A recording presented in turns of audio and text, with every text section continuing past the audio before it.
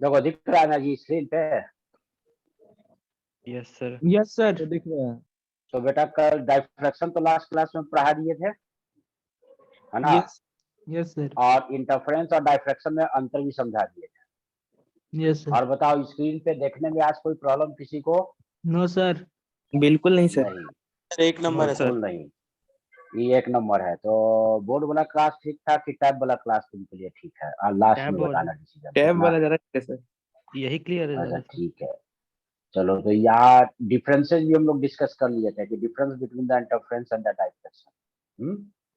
तो क्वेश्चन इस पे जो बेस्ड है, हम लोग क्वेश्चन देखते हैं यहाँ से। क्या दिया हुआ है? Plane microwave are incident on a long slit having a width of 5 centimetre. Calculate the wavelength of microwave if the first diffraction is obtained at theta equal to 30 degree. ठीक है ना? तो हम लोग पिछले क्लास में क्या रिलेशन देखे थे कि मिनिमा के लिए, है ना, फर्स्ट डाइफ्रैक्शन मिनिमा, है ना, मिनिमा के लिए मेरा कंडीशन क्या था?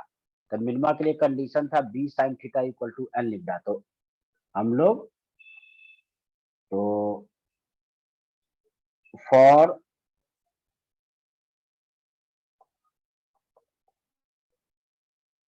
मिनिमा कितना b sine theta is equal to n lambda, है ना? केवल जहां पे क्या है, एन जो है वो 0 छोड़ के बाकी सारा इंटीजर है, +-1 +-2 एंड सो ऑन, है ना? तो पहला क्या बोल रहा है क्वेश्चन में? For first maxima. तो ये बताओ फर्स्ट मैक्सिमा के लिए एन क्या हो जाएगा? तो for first maxima n equal to 1। तो दिस इंप्लाइज दैट कि बी और थीटा तुम्हारा फर्स्ट मैक्सिमा कहाँ पे बन रहा है? 30 डिग्री पे, साइन 30 इज इक्वल टू मेरा कितना क्या हो गया? लैम्डा, है ना? तो लैम्डा ही तो मुझे निकालना है। तो लैम्डा कितना के बराबर हो जाएगा? लैम्डा हो गया b/2 के। और विड्थ तुम्हारा दिया हुआ है, कितना दिया हुआ है? स्लिट का जो विड्थ है वो 5 सेंटीमीटर है। तो 5 डिवाइडेड बाई 2 कितना हो गया? 2.5 सेंटीमीटर। बताओ कोई प्रॉब्लम किसी को? बोलो। सर हाँ बोलो। सर वहाँ फर्स्ट मिनिमम ना होना चाहिए, आप मैक्सिमा लिखें। हाँ वो मैक्सिमा लिख दिया, बोल रहे मिनिमा लिखा गया, मैक्सिमा कोई बात नहीं रहा। तो फॉर, क्योंकि यहाँ पे हम लोग जो निकालते हैं डाइफ्रैक्शन में सब मिनिमा वाला पोजीशन निकालते हैं, मैक्सिमा का पोजीशन हम लोग नहीं कैलकुलेट करते हैं। ठीक है? फॉर फर्स्ट मिनिमा, बताओ किसी को कहीं पे कोई प्रॉब्लम? सर मिनिमा डार्क नहीं ना? हाँ मिनिमम मतलब जहाँ की डार्क पोजीशन। तो इसमें तुम्हारा क्या होता है कि हम लोग डार्क पोजीशन सब पता करते हैं। तो दो कंजुगेटिव डार्क के बीच में, एडजेक्टिव बीच में तुम्हें क्या लेना है? मैक्सिमा लेना है ना? इसमें हम लोग तुम्हारा पिछले क्लास में क्या देखे थे? देखो यहाँ पे ये रिजल्ट यहाँ पे कि मिनिमा के लिए जहां पे इंटेंसिटी हम लोग क्या बोले, मिनिमा के लिए अगर साइन बीटा 0 हो जाएगा तो वहां पे इंटेंसिटी 0 हो जाएगा। तो मिनिमा पे यानी कि तुम्हारा क्या किए थे? साइन बीटा को 0 पुट किए थे, एक्सेप्ट बीटा 0 नहीं होना चाहिए, नहीं तो ये वाला टर्म क्या हो जाएगा? अनडिफाइंड हो जाएगा, है ना? तो यही से मेरा कंडीशन क्या आया था? B sine theta equal to n lambda आया था मिनिमा के लिए, या बोलो कि डार्क पोजीशन। ठीक है? बताओ कोई प्रॉब्लम? No sir. नोट कर लिया? नोट भी करते चलो, बाद में नोट्स नहीं बनाना, साथ ही में नोट्स बना लेना। हाँ बेटा। Okay sir. मीटिंग लीव कर दे सर, एक ही फोन से कर लेते हैं तीनों, नेट का क्या दिक्कत होगा। Meeting leave? अच्छा कहाँ पे? वहाँ हॉस्टल में हो तीनों? यस सर, हम राजवर्धन और लक्ष्य। अच्छा ठीक है, एक ही से करो, उसमें कोई ठीक है। प्रॉब्लम नहीं है। ठीक है? और लैब तो कुछ नहीं है क्योंकि हम तो ब्रॉडबैंड पे ही बैठ के पढ़ा रहे थे, तुम लोग को क्या हुआ? लैब तो नहीं हो रहा होगा कुछ? नहीं सर, विनीत सर बोले कि मीटिंग में अटेंडेंस होगा, इसलिए हमको आना पड़ा। अच्छा ठीक है चलो। नेट का करेगा क्या तुम प्रतीक? खत्म हो जाएगा भाई, तुमको नहीं समझना आ रहा वो है। करना क्या है? तो लेक्चर तो सर करवा रहे हैं। अभी 2 घंटा का लेक्चर हुआ, उसमें 1 GB उड़ चुका है, तुम बर्बाद छोड़ कर लेंगे। अरे लीव करने दो, अच्छा करो चलो ना, लीव करो, मना थोड़ी तुम कर रहे। एक मोबाइल से देखो ना, एक मोबाइल से तीनों को देखो, ठीक है। नोट हो गया जी सबका? Yes sir. हम्म, आगे चले? Yes sir. Yes sir. ठीक है, देखो सेकंड क्वेश्चन बोलता है कि light of wavelength 560 nanometre goes through a pin hole of diameter. देखो यहाँ पे होल मेरा कैसा है, यही इंपॉर्टेंट वाला चीज, पिन होल ऑफ डायमीटर। देखो इसमें सर्कुलर है, देखो ये वाला जो फॉर्मूला वैलिड है ऊपर वाला, उसमें मेरा होल जो है वो एक लीनियर होल है, इस तरह का होल है इसमें। देखो स्लिट में ऐसा होल है जिसका कि विड्थ निग्लिजिबल है, और इस होल का विड्थ जो है वो मेरा क्या दिया हुआ है, बी। इसमें कैसा होल था, उसके लिए ये फॉर्मूला वैलिड है। लेकिन अगर वही तुम्हारा होल अगर सर्कुलर हो गया, देखो कैसा होल हो गया, ये सर्कुलर हो गया, और इसमें डायमीटर दिया हुआ है, तो डायमीटर यहाँ पे मेरा किसका रोल प्ले करेगा, बी का रोल प्ले करेगा, ठीक है ना। यहाँ पे जो तुम्हारा ये साइज है, ठीक है ना, इसका ये रोल प्ले करेगा। तो डायमीटर यहाँ पे तुम्हारा दिया हुआ है, ये देखो अंतर समझ में आया, जो हम लोग ये जो डेरिवेशन किए थे ना, है? तो यहाँ पे कैसा ये स्लिट है, इसमें जो स्लिट में होल है वो एक लीनियर होल है ऐसा, बस एक पतला सा नैरो होल है जिसका लेंथ भी है, और लेंथ के कंपेयर में उसका ब्रीथ क्या है, नेग्लिजिबल है, उसके लिए ये फॉर्मूला वैलिड है, ठीक है। लेकिन वही जब तुम्हारा सर्कुलर हो जाएगा तो यहाँ पे हम लोग क्या करेंगे, देखो यहाँ पे जो b sine theta equal to n lambda हम लोग जो यूज किए थे ना, उसके जगह पे यहाँ पे एक फैक्टर मल्टीप्लाई हो जाएगा, तो कितना 1.22, ठीक है। तो देखो फॉर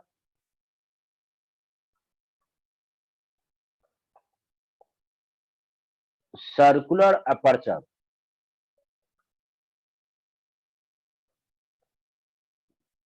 सर्कुलर जब अपर्चर होगा तो उस कंडीशन में हम लोग यूज करेंगे b sine theta is equal to 1.22 n lambda, ये यूज करेगा।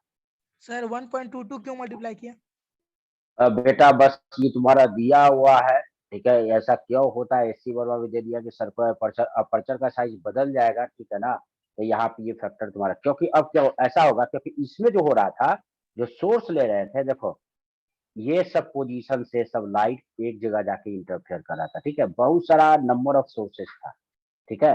तो सब एक ही लाइन पे सारा सोर्स था ऑलमोस्ट, और यहाँ पे जाके सब क्या हो रहा, मान लेते इस पॉइंट पी पे सब जाके इंटरफेयर कर रहा है, ठीक है, इस पॉइंट पी पे जाके सब क्या कर रहा है, इंटरफेयर कर रहा है। लेकिन यहाँ पे जो इंटरफेरेंस पॉइंट पी पे होगा, तो अब तुम्हारा क्या हो जाएगा, देखो ये बहुत सारा अब पोजीशन आ जाएगा, ये इसमें तुम्हारा क्या आ जाएगा, उस कंडीशन में देखो ये सारे पॉइंट से तो रे ऐसे जा ही रहा है, यहाँ से भी जा रहा है, यहाँ से भी जा रहा है, यहाँ से भी जा रहा है, यहाँ से भी। अब बताओ, यानी कि नंबर ऑफ पोजीशन जहां पे से रे जा रहा है वो तो बढ़ गया, तो नंबर ऑफ पोजीशन जहां से रे जा रहा है बढ़ गया, तो इसलिए तुम्हारा क्या जाएगा, ब्राइटनेस के लिए और डार्क पोजीशन के लिए जो रिलेशन जो होगा वो चेंज हो जाएगा, ठीक है ना। एग्जैक्ट ये रिलेशन आएगा नहीं यहाँ पे, बस उसमें यही तुम्हारा लिखा हुआ है कि मैथमेटिकली केवल क्या करते हैं कि इसमें एक फैक्टर देखते हैं 1.22 मल्टीप्लाई कर देते हैं, तो ये कंडीशन सेटिस्फाई कर जाता है, तो उससे जो पोजीशन मिलता है वो सब किसका पोजीशन मिलता है, वो सब तुम्हारा मतलब कि डार्क का पोजीशन मिलना स्टार्ट हो जाता है ना। ऊपर वाला भी तो ये डायरेक्टली लिख दिया गया था रिलेशन, क्योंकि मैथमेटिकली इस रिलेशन को ड्राइव करना बहुत ही मुश्किल है। बस केवल क्या बोला गया था कि किसी एंगल थीटा पे, मतलब कि जो थीटा डायरेक्शन में जितना भी पैरेलल रेज जा रहा है, ये सब जितना भी पैरेलल रेज जा रहा है जो थीटा डायरेक्शन में, तो उसका एम्पलीट्यूड जो होता है पॉइंट पी पे इंटरफेयर करने के बाद रिजल्टेंट वेव का एम्पलीट्यूड जो सेंट्रल पोजीशन ओ पे बन रहा है, E nought sine beta by B, ये आया कहाँ से, इसको भी तो डायरेक्ट मान लिया गया, बस देखा गया कि मैथमेटिकली इस इक्वेशन को सेटिस्फाई करता है, और इसको हम लोग क्या करते हैं, और इसमें वैल्यू पुट करने से डार्क का जो पोजीशन है वो एग्जैक्टली मिल जाता है, तो उसी तरह से यहाँ पर भी हम लोग क्या करते हैं, जब वही लीनियर स्लिट के जगह पे, मतलब कि लीनियर स्लिट के जगह पे अगर ये सर्कुलर एपर्चर का जब स्लिट आ जाता है तो केवल करना क्या है कि राइट हैंड साइड जिधर लैम्डा है उधर साइड तुमको 1.22 मल्टीप्लाई कर देना है, ठीक है। तो निकालना तुम्हें क्या, what will be the radius of the central bright spot position, है ना, सेंट्रल ब्राइट स्पॉट पोजीशन का रेडियस निकालना। तो चलिए, अब तो ये अलग अलग फिगर के लिए अलग अलग कांस्टेंट होगा। हाँ, अलग अलग अगर अपर्चर का साइज अलग होगा तो ये कांस्टेंट अलग हो जाएगा।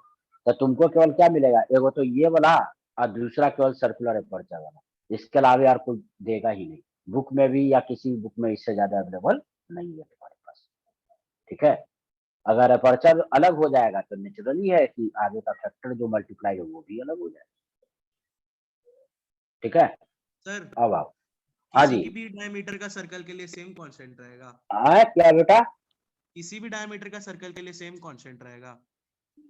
हाँ यही तुमको लेना है, ठीक है ना। वो अपने आप देखो डायमीटर वाला टर्म तो इधर तो आ ही जाएगा, बी साइन थीटा जो, ठीक है सर। समझा, इधर तो तुम्हारा B yes sine sir. Theta आ ही चुका है। तो अब देखो तुम्हारा यहाँ पे, तो क्या बोल रहा है, what will be the radius of the central bright position on the, तो सेंट्रल ब्राइट पोजीशन तुम्हारा क्या हो गया, ये जो बीच वाला होता है यही ना सेंट्रल ब्राइट पोजीशन कहलाता है। देखो ये वाला क्या है, यस ये सर। Central bright position. तो सेंट्रल ब्राइट पोजीशन में देखते होगा कि इधर और इधर इसी पे बाल को, उसी को क्या दिखाते हैं, यहाँ पे देखो बाल पे ऐसे दिखा रहे हैं, ये सेंट्रल ब्राइट पोजीशन वाला, ये सेंट्रल ब्राइट पोजीशन। तो यहाँ पे क्या बोले थे, ये तो तुम्हारा था b by lambda, sorry lambda by b, उल्टा लिख दिया। साइन थीटा जो है इस पोजीशन के लिए वो lambda by b plus lambda by b, और यहाँ पे माइनस, ये एंगुलर पोजीशन है, एग्जैक्टली ये हाइट नहीं है। देखो ये डायमेंशनलेस क्वांटिटी है ना, लैम्डा बटा बी है, तो ये हाइट नहीं, ये एंगुलर पोजीशन है, यहाँ से कितना ये वाला एंगल का पोजीशन क्या है, ये जो थीटा जो दे रहा है, ठीक है। तो लैम्डा बटा बी इधर माइनस लैम्डा बटा, तो ये बताओ यहाँ पे जो सर्कुलर अपर्चर के केस में ये जो बनेगा, ये वाला जो पोजीशन होगा एक सर्कुलर यहाँ पे ब्राइट स्पॉट पोजीशन बनेगा, जो ओ पे मैक्सिमम ब्राइटनेस होगा, और यहाँ माइनस लैम्डा बाई बी इस पोजीशन पे प्लस लैम्डा बाई बी, दो ऊपर और नीचे की तरफ जाने पे ब्राइटनेस घटेगा, और घटते घटते उस पोजीशन पे क्या हो जाएगा, मिनिमा का पोजीशन आ जाएगा, ठीक है। तब वहां पे हम लोग क्या लिखेंगे, देखो तो ये हो जाएगा फॉर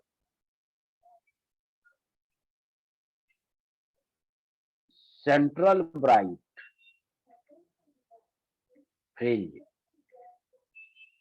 सेंट्रल ब्राइट फ्रिंज के लिए तो उसका हम मिनिमा वाला पोजीशन देखेंगे, मिनिमा कहाँ पे बनेगा सेंट्रल ब्राइट फ्रिंज का, तो b sine theta equal to n का वैल्यू 1 ले लेंगे, 1.22 लैम्डा, ठीक है। तो यहाँ पे तुम्हारा क्या आ जाएगा, ये अब यहाँ से हम लोग दैट इज साइन थीटा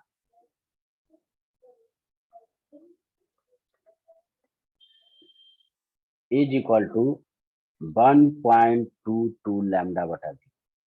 अब देखो ई बी के कंपेयर में ये एमएम के ऑर्डर का है और बेवलिन जो है माइक्रो के ऑर्डर का है, 560 नैनोमीटर, ये बहुत छोटा है। तो साइन थीटा को अप्रोक्सीमेटली क्या लिख सकते हैं, बोलो, theta theta theta sine sir. Theta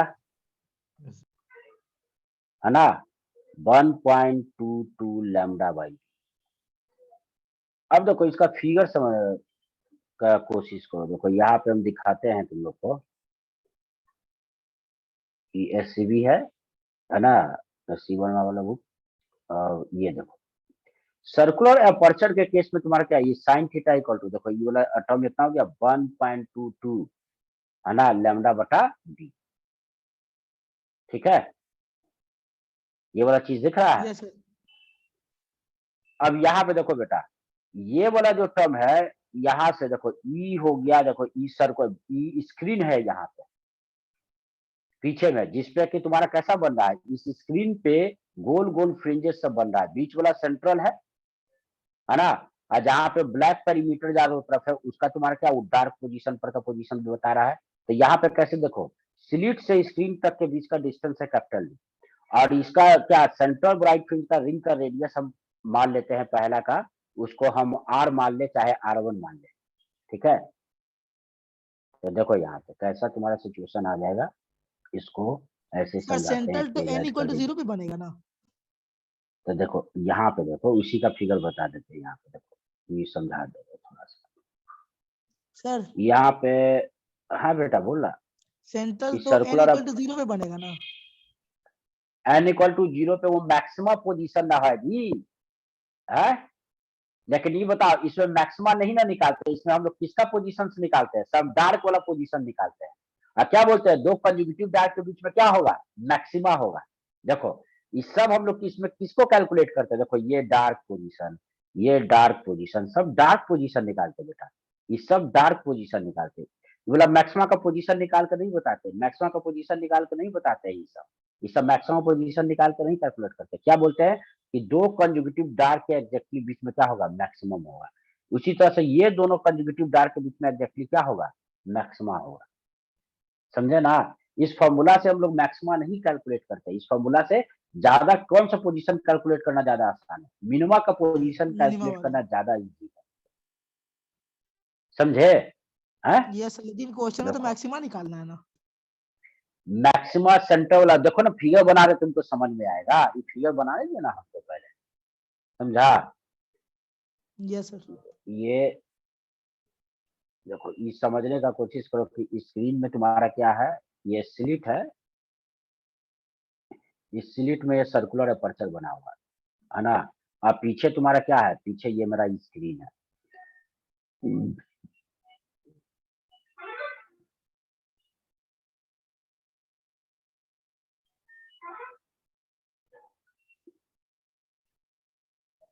पीछे क्या है,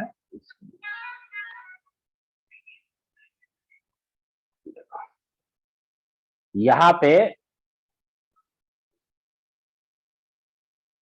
देखो इस स्क्रीन पे ये जो गोल सर्कल है इसके बीच में तुम्हारा क्या बन रहा है, ये बाउंड्री जो हुआ गोल वाला, ये सब ये सेंटर से देखो इधर चाहे इधर, ये सब डिस्टेंस बराबर है ना, है 3D यस फिगर सर। है। तो ये सब पे क्या बन रहा है, इस सब पे मिनिमा बन रहा है। और तुम्हारा ब्राइटेस्ट पोजीशन कहाँ पे हुआ, इस सेंटर पे ब्राइटेस्ट, इधर से जब जाएंगे जाते जाते लाइट का यहाँ पे डार्क पोजीशन आ जाएगा, इधर जाते जाते पेरीमीटर पे डार्क पोजीशन आ जाएगा। तो ये पूरा जो इसके अंदर का शेडेड रीजन है, देखो ये जो पूरा एरिया जो है, यही तुम्हारा क्या है, फ्रिंज हुआ, पहला फ्रिंज, ठीक है। और यहाँ पे रेड लाइन पे क्या हो गया, डार्क पोजीशन हो गया। फिर अगला जो तुम्हारा बनेगा, देखो फिर अगला बनाते हैं, अगला अगला अगला फ्रिंज ये है। अब देखो यहाँ पे, अब क्या हो गया, यहाँ पे जो बनेगा, ये देखो इस वाले पोजीशन पे इतना दूर क्या हो गया, ये दूसरा फ्रिंज बन रहा है, ये अलग कलर से दिखा देते, ये दूसरा फ्रिंज हो गया। इसमें देखो ये जो बीच वाला पोजीशन है ना बेटा, यहाँ पे क्या है, ब्राइटनेस सबसे ज्यादा है इस सब पोजीशन पे बीच में। और इससे इधर जाने पे भी लाइट घट रहा है, इधर जाने पे भी लाइट घट रहा है। समझ में आ रहा है, ये कहाँ से कहाँ तक है, देखो ये तुम्हारा हो गया पोजीशन लैम्डा बाई बी, और ये कितना हो गया, ये 2 लैम्डा बाई बी। अगला उसी तरह से इधर मिलेगा 3 लैम्डा बाई बी, समझा। इधर क्या हो गया, ये हो गया माइनस लैम्डा बाई बी, और ये -2 लैम्डा बाई बी। फिर इधर क्या मिलेगा, -3 लैम्डा बाई बी। तो चारों तरफ लैम्डा बाई बी तुम्हारा क्या आ गया, इस एंगल पे ये इसके बीच में पूरा का पूरा ये ब्राइट, पहला ब्राइट पोजीशन है। तो यहाँ ओ पे क्या बोलेंगे, इस ओ को बोलेंगे सेंट्रल ब्राइट, है ना। तो सेंट्रल ब्राइट का डार्क पोजीशन कहाँ पे जाके मिलेगा, डार्क पोजीशन मिलेगा लैम्डा बाई बी लैम्डा पे। बटा बी के पोजीशन। तो यही ना रेडियस हमको निकाल के देगा, है सेंट्रल ब्राइट का, चारों तरफ देखो। तो इसको रेडियस कैसे निकालेंगे, यहाँ पे आ जाओ, अब इसका कैलकुलेशन करते हैं हम लोग। ये डिस्टेंस हो गया मेरा डी, कैपिटल डी, यहां से यहां तक, समझा। और ये वाला हाइट तुम्हारा तुमको पता है, ये निकल जाएगा। यही मुझे इसका रेडियस निकालना है, इसके रेडियस को हम कैपिटल आर बोले, सेंट्रल ब्राइट का, या R1 बोल दो, फिर दूसरा वाला का R2 हो जाएगा। लेकिन जनरली सेंट्रल ब्राइट पूछता है, चलो इसको हम R1 कह देते हैं। और दूसरा वाला का यहाँ से यहाँ तक ये रेडियस सब क्या हो जाएगा, R2 हो जाएगा। बताओ सेकंड फ्रिंज का यानी कि किस रीजन में बन रहा है, R2 माइनस R1 के बीच में बन रहा है सेकंड वाला फ्रिंज, है समझ यस में? सर। 0 से यस सर। R1 तक सेंट्रल ब्राइट बन रहा है। इसके बाद जो पहला जो होगा वो कहां से कहां तक है, R1 से R2 के बीच में बनेगा, समझा? Yes sir.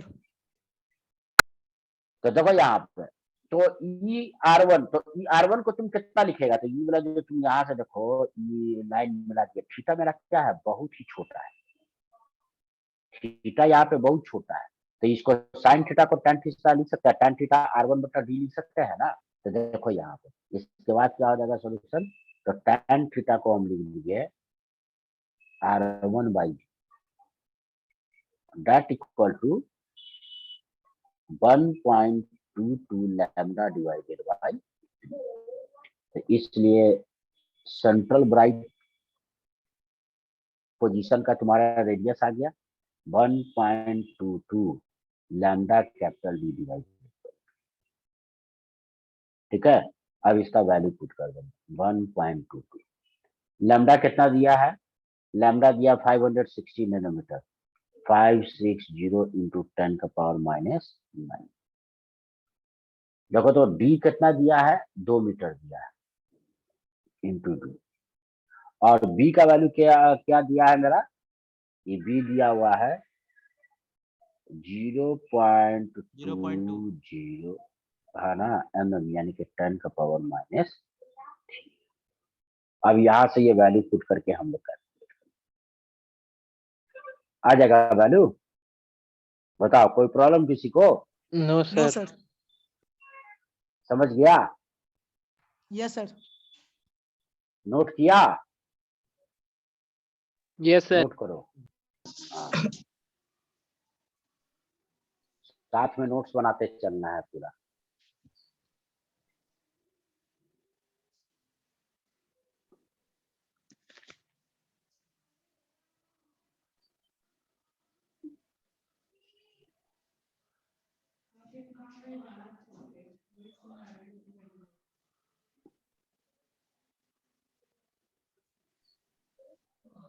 अगर किसी को चाहिए कि सर का चेहरा दिखते रहे तो दो से इसीलिए लॉग इन किया, मोबाइल वाला मेरा चेहरा देख सकते हो, सामने दिख रहा है, यस सर। है? हाँ यस सर, आदर्श को देखना था। हाँ, कि चेहरा सर का हाथ पैर मुंह दिखना चाहिए, तो बोलो तो हाथ पैर भी दिखा दे, क्या जी? आदर्श से पूछ लीजिए सर, आदर्श से। हाँ जी आदर्श। सर हम्म, मेरे सर जो ऊपर में आंसर है सर 1.37 सर, एक बार सर चेक हाँ कर लीजिए तो आंसर सही लिखा हुआ है या फिर सर गलत लिखा हुआ है सर कैलकुलेट करके। ये बात ही अच्छा छोड़ मैं देना भाई, तो गलत लिखा काहे होगा तो दिमाग सही कर लगाता लेना। है। कैलकुलेटर तुम ना है एक कि सर है? एक मान मिनट लो सर रुको, से उसमें गलती हो हो सकता गया। है आंसर, आंसर में भी गलत हो सकता है बेटा, उसके सर बोल दीजिए गलती हो गया, माफ कर दो। हाँ ये भी बात सही है, गलती हो गया आदर्श। देखो यहाँ पे रेडियस, यही ना फॉर्मूला, देखो रेडियस का भी फॉर्मूला यहाँ पे दिया हुआ, R इक्वल टू कितना 1.22, ठीक है।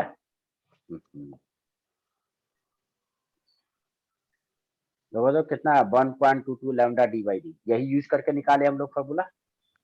यस वो सर। कितना 17.18 है, यही है ना यहाँ पे, है? यस देखो सर। आदर्श जो बोल रहा है वो सही हो सकता है, तो वहाँ पे मैं भी यस सर, गलत वे हो सर जाऊंगा। थोड़ा सर कैलकुलेशन का मिस्टेक वहाँ पे है सर, उसका आंसर आधा लगभग होगा सर अप्रॉक्स कैलकुलेटर हाँ आधा, हाँ बेटा वो आधा होगा, इसमें देखो, हाँ इसमें भी वही दे दिया, गलती 1.37 लिखा हुआ है, वो आधा आंसर आता है, समझे ना, ये गलती है यहाँ, समझा? हाँ वो रेडियस के जगह पे डायमीटर का आंसर लिख दिया 1.37, देखो यही क्वेश्चन नंबर 40 है, इतना ही आंसर लिखा हुआ है ना। हाँ यस सर। आदर्श, इसका आधा आंसर होगा, यस सर। ठीक है। Yes sir. वो डायमीटर का वैल्यू दे दिया है, समझ गया?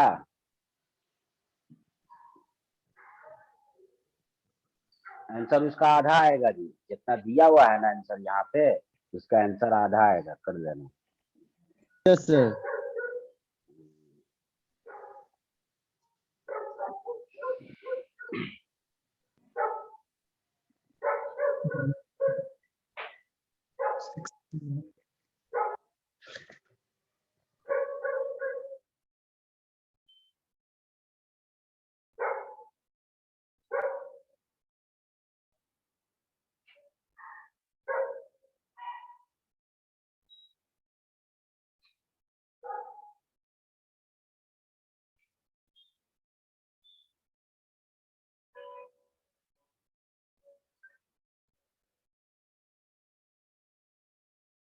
नोट किया सब कोई? Yes sir, Yes, sir. आगे बढ़े? Yes, sir. एकदम। ठीक है, जिसपे आप लोग आप बोल देना, ठीक है ना? ये नहीं कि बहुत तेज चल रहा है, बस सब कुछ आराम से सब दिखना चाहिए स्क्रीन पे, समझ में आना चाहिए। ठीक है सर। ठीक है, अब देखो, रिजॉल्विंग पावर ऑफ माइक्रोस्कोप। ठीक है, तो सबसे पहले समझे कि रिजॉल्विंग पावर की जरूरत क्या, मतलब किस चीज के लिए हम लोग ये बात करते हैं। जैसे कि रात में हम लोग आसमान में जब देखते हैं तो स्टार बहुत सारा दिखाई पड़ता है, है ना? तो तुम रात में जिसे एक स्टार समझ रहे हो, एक्चुअली में उसे जब हम लोग क्या होता है कि किसी टेलीस्कोप से और मैग्नीफाई करके देखते हैं, तब मालूम चलता है कि वो स्टार नहीं, वो तो पूरा का पूरा एक गैलेक्सी ही है ना? उसमें बहुत सारा, यानी कि हमारा आई उसको डिफरेंशिएट नहीं कर पा रहा है, बहुत सारा एक स्टार एक ही गैलेक्सीज के अंदर में, उसको केवल हम लोग क्या समझ रहे हैं कि एक ही स्टार है, यही ना? तो जब क्या होता है कि ऑब्जेक्ट अगर हमसे काफी ज्यादा डिस्टेंस पे होता है, मतलब ऑब्जेक्ट का जो साइज है और हमसे जो उसका डिस्टेंस है ना? हमसे डिस्टेंस का कंपेयर में अगर ऑब्जेक्ट का साइज अगर बहुत ही छोटा है, यानी कि कहने मतलब दो ऑब्जेक्ट के बीच में सेपरेशन जो है, उसको ज्यादा अच्छा क्या बोलेंगे? सेपरेशन। दो ऑब्जेक्ट के बीच का अगर सेपरेशन हमसे जो डिस्टेंस है ऑब्जेक्ट तक का, उसके कंपेयर में उस डिस्टेंस से अगर बहुत ही छोटा है, तो हमें देखने पे लग रहा है कि एक ही ऑब्जेक्ट है, लेकिन एक्चुअली पे वहां पे एक ऑब्जेक्ट नहीं है, एक से ज्यादा ऑब्जेक्ट है, दो ऑब्जेक्ट है। जैसे इस चीज को यहाँ पे देख सकते हो, जो बुक में तुम्हारा है, दिखा देते हैं, देखो।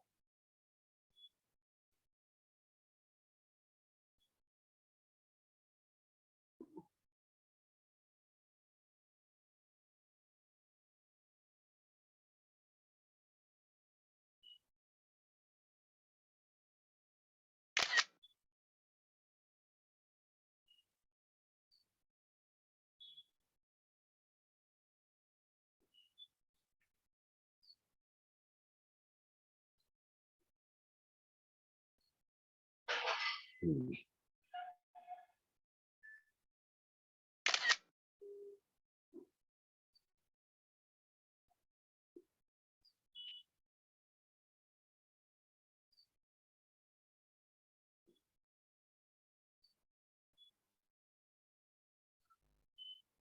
देखो इस चीज को समझते हैं।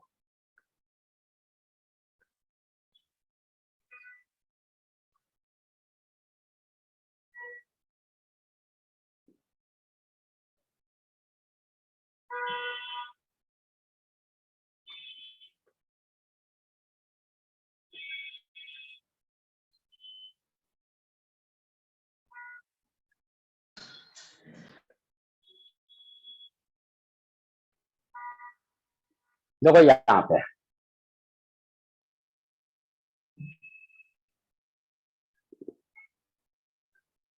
ये क्या हो रहा है कि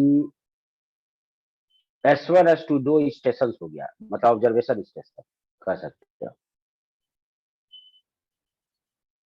तो कहने का मतलब क्या हो गया कि मेरा दो आई है, तो दोनों आई अपने आप में क्या है? एक, दोनों अपने आप में ऑब्जर्वेशन स्टेशन है, ठीक है ना? उसके बीच में कुछ सेपरेशन है। तो S1 S2 दो पोजीशन से हम लोग देख रहे हैं। यहाँ पे ये देखो, इधर साइड जो ऑब्जेक्ट है वो एक ही जगह कंसंट्रेटेड दिखाई पड़ रहा है, लग रहा है कि एक ही ऑब्जेक्ट है ना? लेकिन यहाँ पे देखो, ऑब्जर्वेशन स्टेशन के बीच का सेपरेशन को बढ़ा दे रहे हैं, S1 S2 के बीच के सेपरेशन को हम लोग बढ़ा रहे हैं। तो हम लोग क्या देख रहे हैं कि यहाँ पे देखो, ये वाला जो ऑब्जेक्ट है, इस तरह से एक्चुअली यहाँ पे दो ऑब्जेक्ट है, ये साइज मान लेते हैं, यहाँ पे दोनों ऑब्जेक्ट क्या हो गया है, एक साथ कॉन्साइड कर लिया है, जैसे कि रेड और ब्लू, ये ब्लू कलर का और दूसरा ऑब्जेक्ट यहाँ पे रेड कलर का डाल दिया। है ना, दोनों का, ये दोनों दिखाई पड़ रहा है कि एक ही जगह पे है और एक ही ऑब्जेक्ट मुझे देखने में लग रहा है। अब ऑब्जर्वेशन स्टेशन के बीच में सेपरेशन बढ़ा दिया S1 S2 के बीच में। अब ये तुम्हारा क्या हो गया, अब कुछ ये ऐसा दिख रहा है, ये हो गया ब्लू वाला आधा और रेड वाला आधा।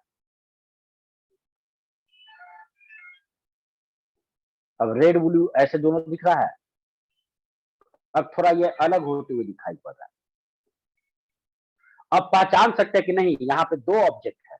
इसको क्या बोल रहे हैं, देखो इसका जो सेंटर हो गया, रेड का जो सेंटर है वो ब्लू के सरकमफ्रेंस पे आ गया और ब्लू का जो सेंटर है वो रेड के सरकमफ्रेंस पे आ गया। तो यहाँ पे हम आसानी से ये बोल सकते हैं कि यहाँ पे एक ऑब्जेक्ट नहीं है, दो ऑब्जेक्ट है। और यहाँ पे आ जाओ, देखो ऑब्जर्वेशन स्टेशन के बीच में और ज्यादा हम सेपरेशन बढ़ा दें। अभी सेपरेशन बढ़ाने से तुमको क्या दिखाई पड़ रहा है कि ये तुम्हारा रेड और ब्लू दोनों अलग हो गया है। देखो ये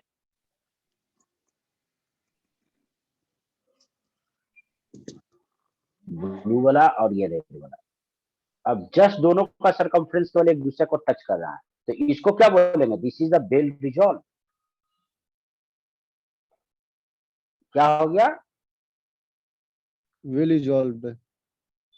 हाँ, मतलब कि अब दोनों एक दूसरे से बिल्कुल अलग हो गया है, ठीक है ना, बेल रिजॉल्व। यहाँ पे जस्ट रिजॉल्व हुआ, मतलब दोनों एक दूसरे से सेपरेट नहीं हुआ, लेकिन अब दिख रहा है कि दो अलग अलग ऑब्जेक्ट है, पता चलने लगा है। अब वो कब, जब दोनों एक दूसरे पे केवल आधा आधा ओवरलैप कर रहा है, तो इसको बोलेंगे जस्ट रिजॉल्व।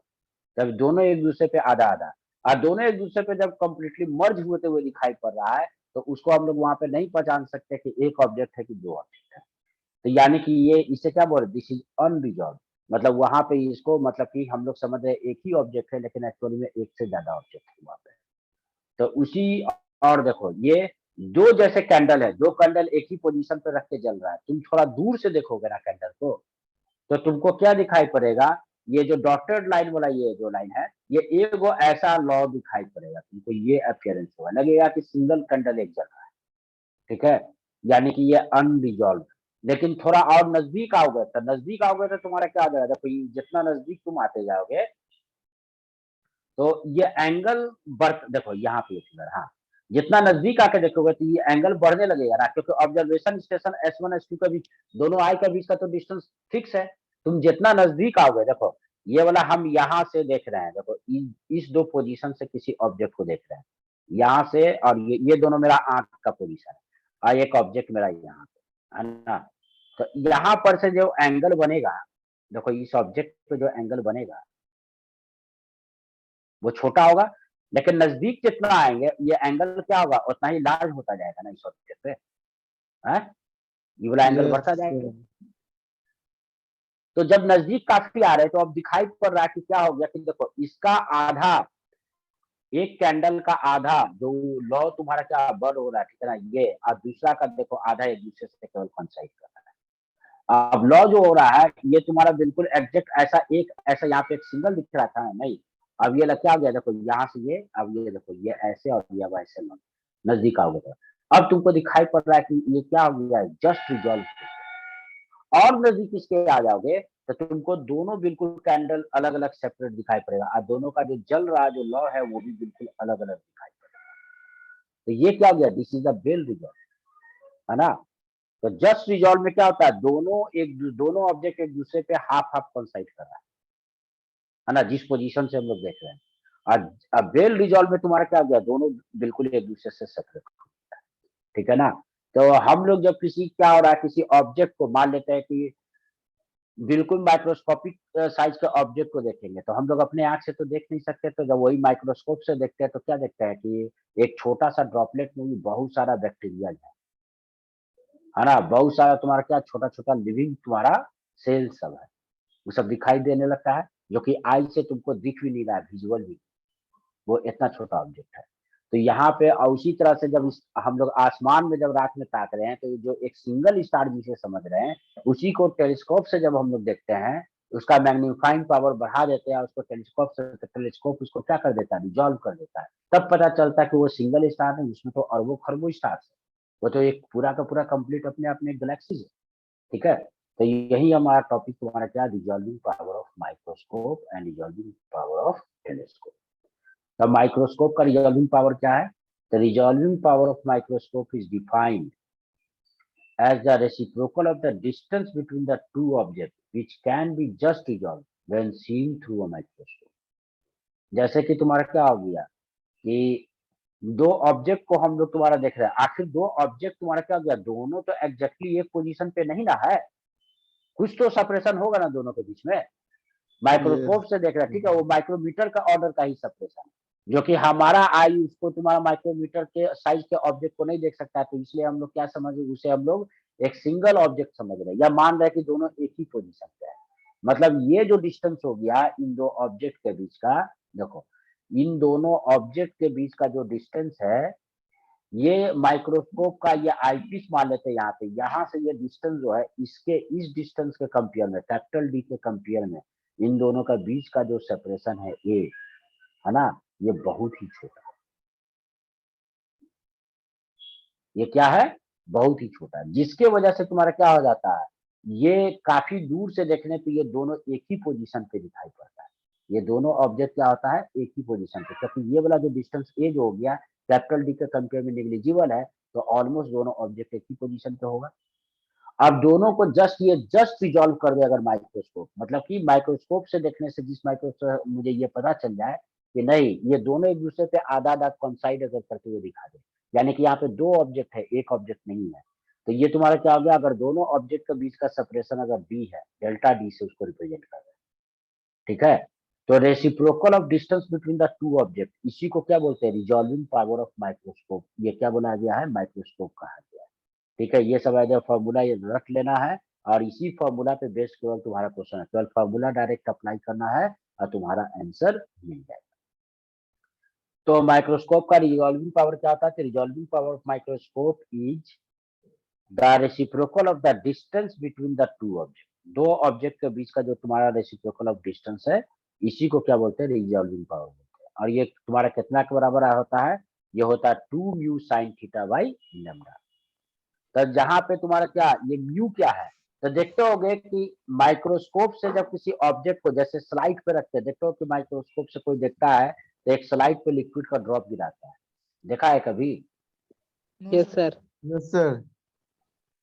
चाहे तुम जहाँ पे ब्लड वगैरह टेस्ट होता है वहां पे देखते होगा स्लाइड पे लिक्विड का ड्रॉप गिराता है, और माइक्रोस्कोप के लेंस को बिल्कुल उस लिक्विड के ड्रॉप के कांटेक्ट में लिया जाता है। तो उससे क्या हो गया कि माइक्रोस्कोप का लेंस और उस ऑब्जेक्ट के बीच में एक मीडियम हो गया, जिसका कि रिफ्रैक्टिव इंडेक्स मेरा कितना है, म्यू है। और ये किस लिए करते हैं, क्योंकि लिक्विड का रिफ्रैक्टिव इंडेक्स एयर से ज्यादा होता है, उसको डालने से तुम्हारा क्या होता है, रिजॉल्विंग पावर माइक्रोस्कोप का बढ़ता है। देखो माइक्रोस्कोप का रिजॉल्विंग पावर क्या था, directly proportional to refractive index of medium. कौन सा medium, the between the object and eyepiece, object और आईपीस के बीच का मीडियम क्या है उसको डिपेंड करता है। सर हाँ जी, यानी कि ब्लड का रिफ्रैक्टिव इंडेक्स, अगर वो ब्लड है तो ब्लड का रिफ्रैक्टिव इंडेक्स हो जाएगा, यस ठीक है ना, या कोई केमिकल उस पे से डाल रहे हैं, ठीक है ना, तो वो ब्लड प्लस केमिकल सॉल्यूशन का जो मिक्स होकर जो रिफ्रैक्टिव इंडेक्स होगा, बस अब मुझे क्या हो गया कि लेंस बिल्कुल सटा देते हैं लिक्विड में, ठीक है ना, तो यानी कि एयर नहीं रह जाता। अब क्या हो गया, आईपीस और तुम्हारा क्या हो गया, वो तुम्हारा सॉरी ऑब्जेक्टिव और तुम्हारा किसके बीच का, ऑब्जेक्ट के बीच में, ऑब्जेक्ट और ऑब्जेक्टिव के बीच में जो मीडियम आ गया उसका ये रिफ्रैक्टिव इंडेक्स है। अगर मीडियम अगर नहीं है कोई तो एयर लेंगे, तो फिर एयर का रिफ्रैक्टिव इंडेक्स क्या लिखेंगे, 1 लिखेंगे, नहीं तो दिया रहेगा कि लिक्विड है और उसका रिफ्रैक्टिव इंडेक्स इतना है, ऑब्जेक्ट मतलब कि माइक्रोस्कोप का ऑब्जेक्टिव और ऑब्जेक्ट के बीच में एक मीडियम है जिसका कि रिफ्रैक्टिव इंडेक्स इतना है, ठीक है। सर अगर मीडियम और लैम्डा क्या बेटा, मीडियम अगर 2 बार चेंज हो तो सर, क्या मीडियम 2 जैसे बार कुछ चेंज कुछ होता है? सैंपल माइक्रोस्कोप का कुछ कुछ सैंपल होता है जिसमें कि फ्रंट एंड बैक साइड दोनों तरफ ग्लास रहता है और बीच में जो मटेरियल रहता है वो रहता है, तो उसमें तो 2 बार चेंज हो गया सर मीडियम। अब बेटा अब वहां पे तुम्हारा क्या हो गया, यहाँ पे केवल एक ही मीडियम की हम लोग बात ले रहे हैं, ठीक है ना, कि थ्रू आउट एक ही मीडियम रख रहे हैं। यस ऐसा थोड़ी है कि दो स्लिट रख के थोड़ी बीच में कोई लिक्विड डाल दिया, दो स्लिट को सटा तो माइक्रोस्कोप के बीच में थोड़ी देखता है, ठीक है ना। नहीं सर, कुछ कुछ सैंपल एक ही ही रहता है जिसमें बीच में लिक्विड रहता है, ऊपर नीचे से दबा देता है अच्छा गाइड। होगा तो उसके लिए फिर फॉर्मूला कुछ और हो जाएगा। बस तुम्हारा पर्पस क्या है, तुम ऊपर नीचे आईपीस को और ऑब्जेक्टिव के बीच के डिस्टेंस को चेंज करके मैग्नीफाइंग पावर फिर बदलते हो, तो तुमको Yes. मैग्नीफाइंग पावर बदलने की जरूरत पड़ जाएगा। अगर ऑब्जेक्ट नहीं दिखेगा तो मैग्नीफाइंग पावर को बढ़ाएंगे, उससे एडजस्ट करेंगे। हम लोग तब तक एडजस्ट करेंगे जब तक वो दिखेगा नहीं।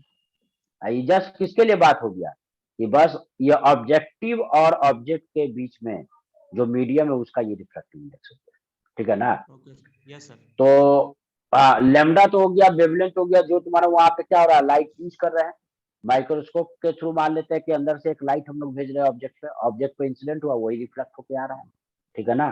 तो जो लाइट का वेवलेंथ गिवन रहेगा। और थीटा क्या हो गया, ठीक है ना।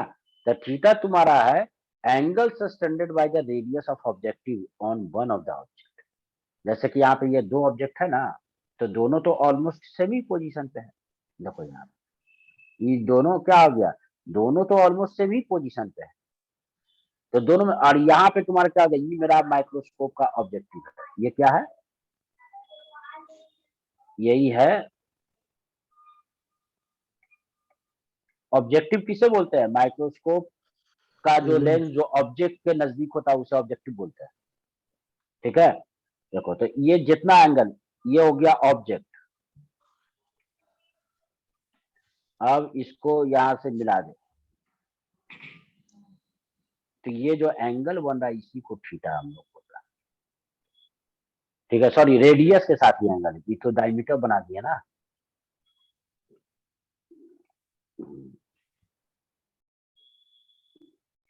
Angle subtended by radius of the objective with one of the object. ये हो गया रेडियस ऑब्जेक्टिव का, ये ओ, इसको रेडियस आर बोल देते हैं। तो ये वाला एंगल हो गया theta,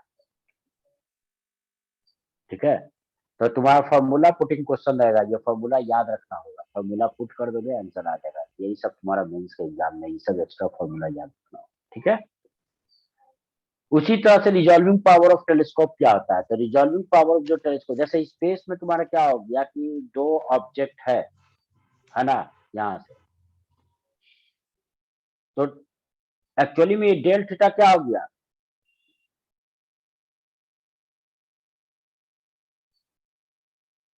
reciprocal of angle separation between the two distance object which is just resolved.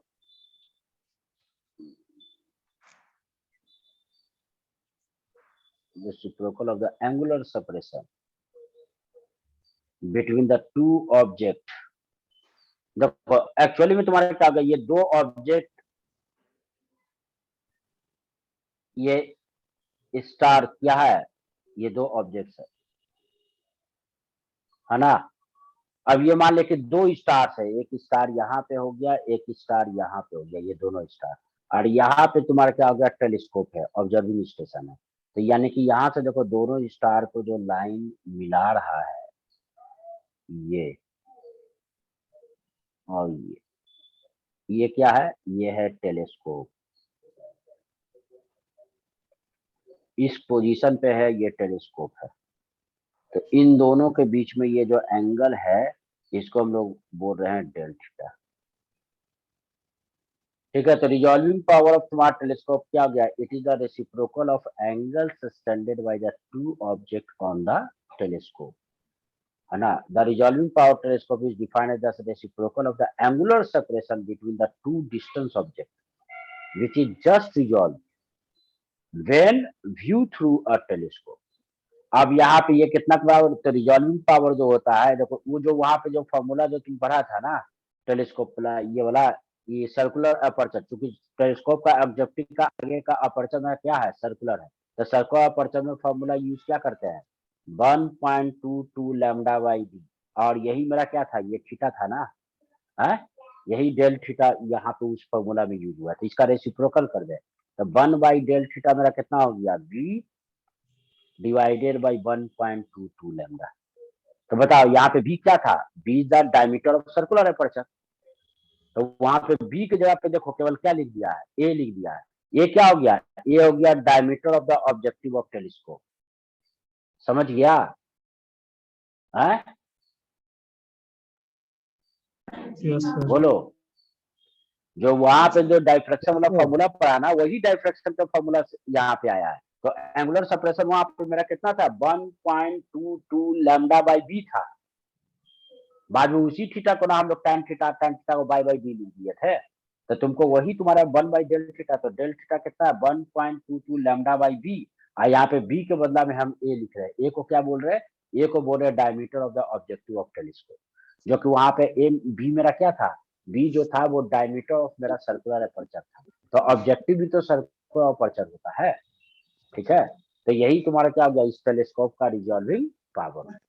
तो ये दोनों फॉर्मूला याद रखोगे, और इस दो फॉर्मूला पे बेस्ड क्वेश्चन कभी ना कभी तुम्हारा मेंस में पूछा ही है, आप पूछ भी दे सकता है, ठीक है। हो गया, बताओ कोई प्रॉब्लम? No sir. नहीं।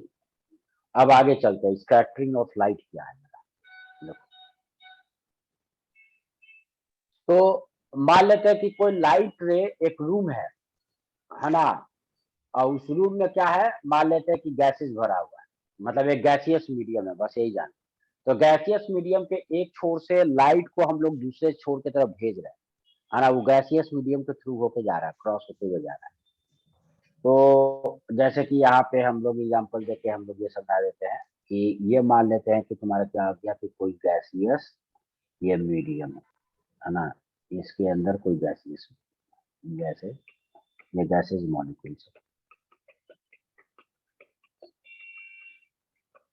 और हम लोग इधर से क्या कर रहे हैं, एक लाइट को भेज रहे हैं, ये लाइट जा रहा है, ठीक है। येलो कलर से जो रिप्रेजेंट किया है, मान लो कि कोई लाइट जा रहा है।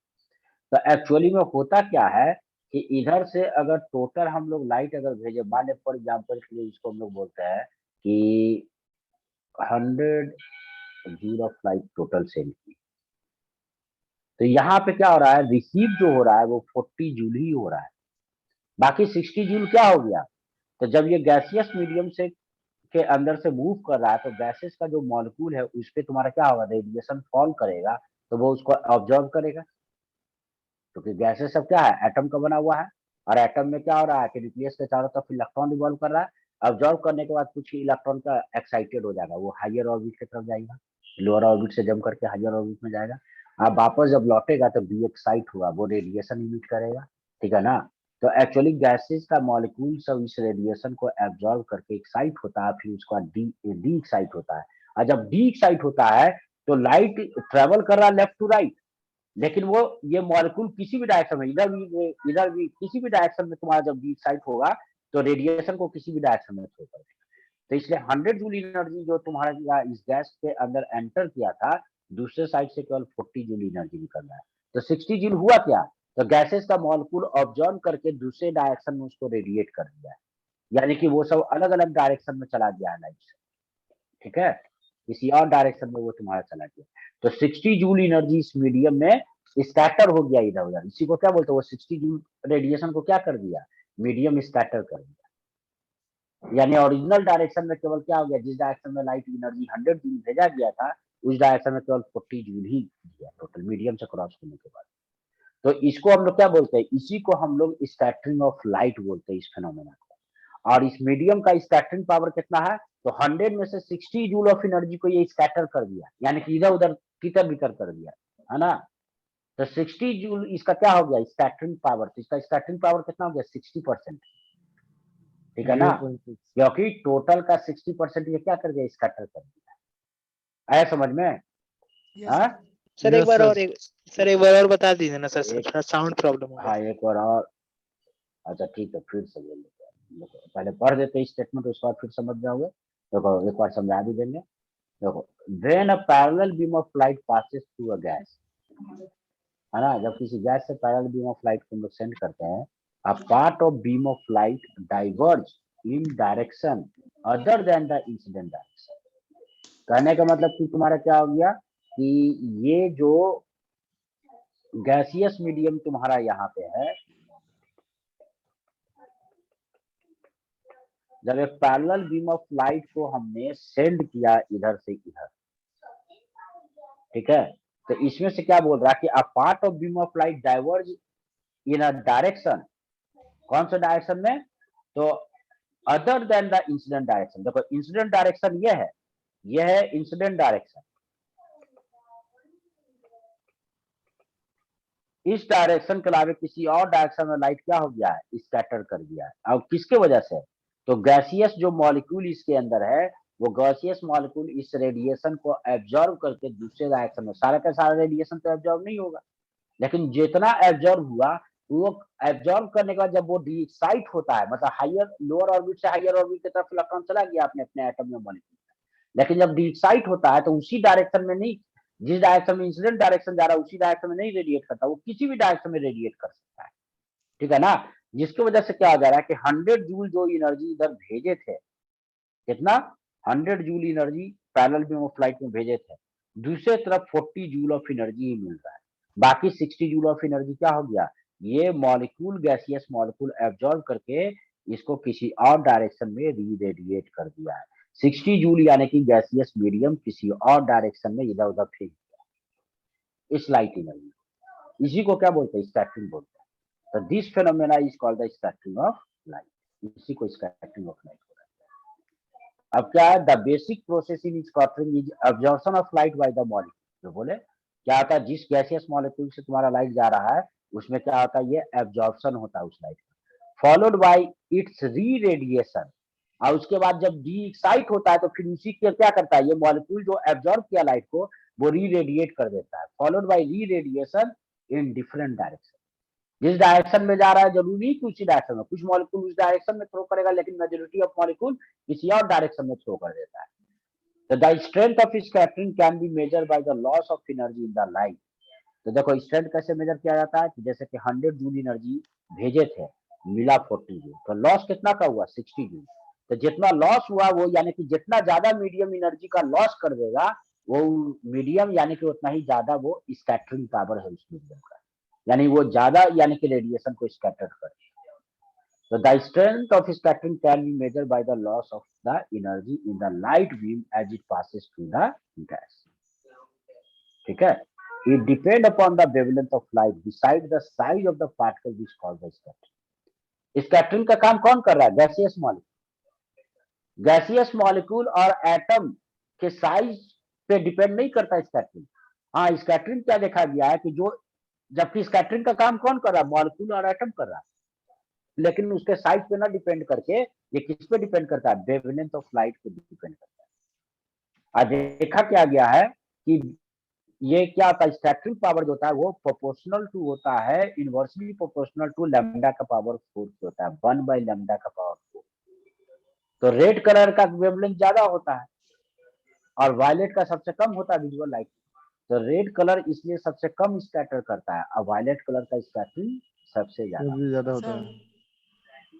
यही कारण होता है कि हम लोग डेंजर सिग्नल रिप्रेजेंट करने के लिए रेड कलर को यूज करते हैं। सर मान लेते हैं यहाँ पे कुछ एक्सीडेंट हुआ, हाँ जी बोलो। जैसे यहाँ लिखा हुआ बोल स्मॉलर बेटा। पार्टिकल्स रहेगा तब ये लेमडा पावर 4 काम करेगा, अगर लार्जर पार्टिकल्स रहेगा तो काम नहीं करेगा। हाँ नहीं, तो गैसियस मॉलिक्यूल एटम क्या होता है, वो स्मॉलर ही होता है। These particles are smaller than the wavelength. Sir तो ठीक है ना? साइज पे तो डिपेंड करेगा ना। बस ये है कि वो पार्टिकल का साइज जो है वेवलेंथ से छोटा होना चाहिए, लेकिन अब वेवलेंथ से छोटा है फिर उसके बाद कितना हो छोटा उससे कोई मतलब नहीं। देखो it depends on the wavelength of the light beside the size of the particle. अब क्या बोलता है, बस यही है कि ये बताओ लाइट जो फोटोन, एक्चुअली में फोटोन का साइज वगैरह जो होता है रेडिएशन का है, तो फोटोन तो किसी भी इलेक्ट्रॉन प्रोटॉन इस सब के द्वारा एब्जॉर्ब होता है, तो उसका साइज तो बहुत छोटा है ना। तो केवल बस वो तुम्हारा क्या हो गया कि इसलिए इलेक्ट्रॉन या न्यूक्लियस पे जब ये फॉल करेगा तो ये रेडिएशन वहां पे एब्जॉर्ब होगा, ठीक है। लेकिन अब ये बोला देखो वेवलेंथ तो अलग चीज हो गया, वेवलेंथ उसी का प्रॉपर्टी क्या हो गया। देखो हम लोग लाइट को बोलते हैं पार्टिकल की तरह भी समटाइम बिहेव करता है, समटाइम्स वो तुम्हारा वेव की तरह बिहेव करता है। उसका वेवलेंथ के कंपेयर में उसका साइज क्या फोटोन के साइज से लेना देना नहीं है, ठीक है ना। लाइट का जो वेवलेंथ है, वेवलेंथ के कंपेयर में जो मीडियम का मॉलिक्यूल मतलब एटम या तुम्हारा क्या हो गया मॉलिक्यूल, उसका साइज छोटा हो, ठीक है ना। लाइट पार्टिकल का साइज क्या होता है, लाइट पार्टिकल का साइज तो इलेक्ट्रॉन प्रोटॉन ये सबसे भी बहुत छोटा है, तब है ना भाई वो इलेक्ट्रॉन पे एब्जॉर्ब भी होता है, इलेक्ट्रॉन से रेडिएट भी होता है ना। जब हायर ऑर्बिट से लोअर ऑर्बिट की तरफ आता है तो वही तुम्हारा इलेक्ट्रॉन एनर्जी को रेडिएट करता है। अब वही लाइट को ऑब्जर्व करके लोअर से हायर की तरफ जाता है। तो लाइट पार्टिकल का साइज तो तुम्हारे इलेक्ट्रॉन और प्रोटॉन से भी छोटा है, लेकिन उसके पार्टिकल के साइज को लेना देना नहीं है। उस पार्टिकल के साथ जो वेवलेंथ एसोसिएटेड है, वेवलेंथ से, है ना, जो पार्टिकल के साथ जो वेवलेंथ, लाइट पार्टिकल के साथ जो वेवलेंथ एसोसिएटेड है, उस वेवलेंथ से एटम और मॉलिक्यूल का साइज छोटा होना चाहिए, बस ये बोल रहा है, ठीक है ना। बड़ा पार्टिकल्स होगा तो वहां पे तुम्हारा क्या होगा, तब तो फिर ये सब फिनोमेना स्कैटरिंग वाला नहीं होगा कि लाइट इधर से ऑब्जर्व करके उधर फेंक दिया। वो हो सकता है बॉडी पे कंप्लीटली ऑब्जर्व हो जाए या किसी और डायरेक्शन में उसको रिफ्लेक्ट कर देगा, ठीक है ना। तो यहाँ पे रिफ्लेक्शन या एब्जॉर्प्शन के बारे में नहीं सोचना है, यहाँ पे केवल क्या है, यहाँ पे केवल स्कैटरिंग के बारे में सोचना है। यानी कि हम लोग एक तरह से बोले सॉलिड और लिक्विड की बात नहीं करें, यहाँ पे केवल गैसियस मॉलिक्यूल की बात करें। गैसियस मॉलिक्यूल क्या होता है, एक मॉलिक्यूल दूसरे मॉलिक्यूल से जुड़ा नहीं होता है, उसके बीच में इतना सेपरेशन होता है गैसियस मॉलिक्यूल में कि इवन कि एक मॉलिक्यूल दूसरे मॉलिक्यूल को इंटैक्ट भी नहीं करता है। हाँ जी बोलो। सर अगर लाइट वैक्यूम में कितना भी दूर ट्रैवल कर ले उसका स्कैटरिंग कभी नहीं हो सकता।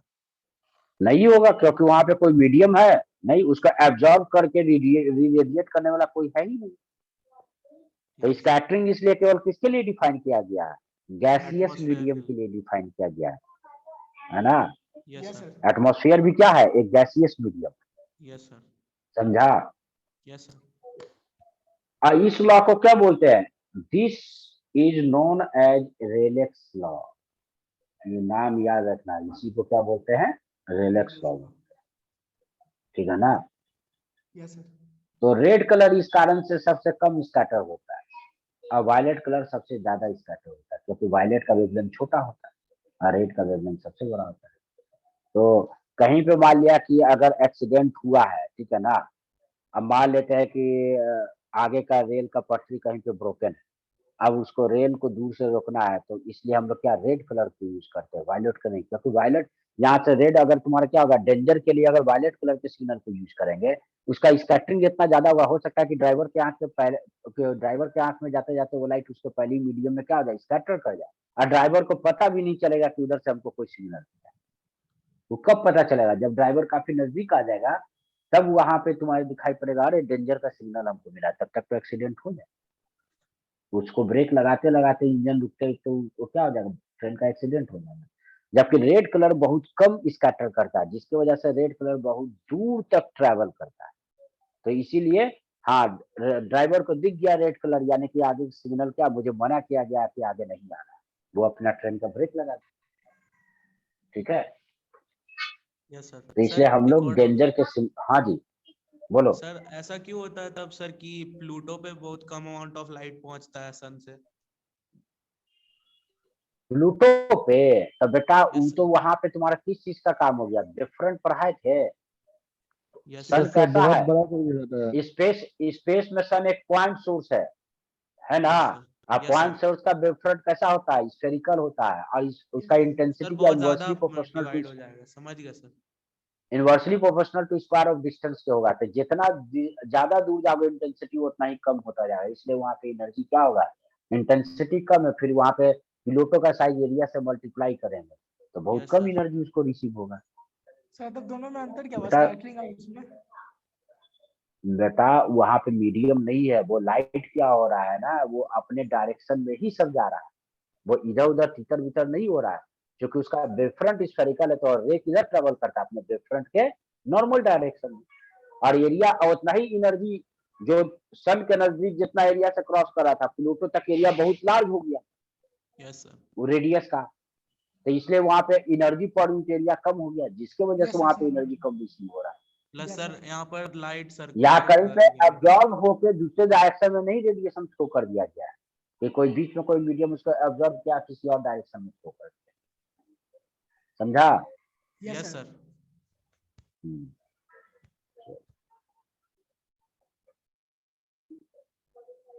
अब स्काई के अपीयरेंस ब्लू दिखाई पड़ता है, आसमान हमको ब्लू दिखता है ना जी, कैसा यस दिखता है, सर, ब्लू।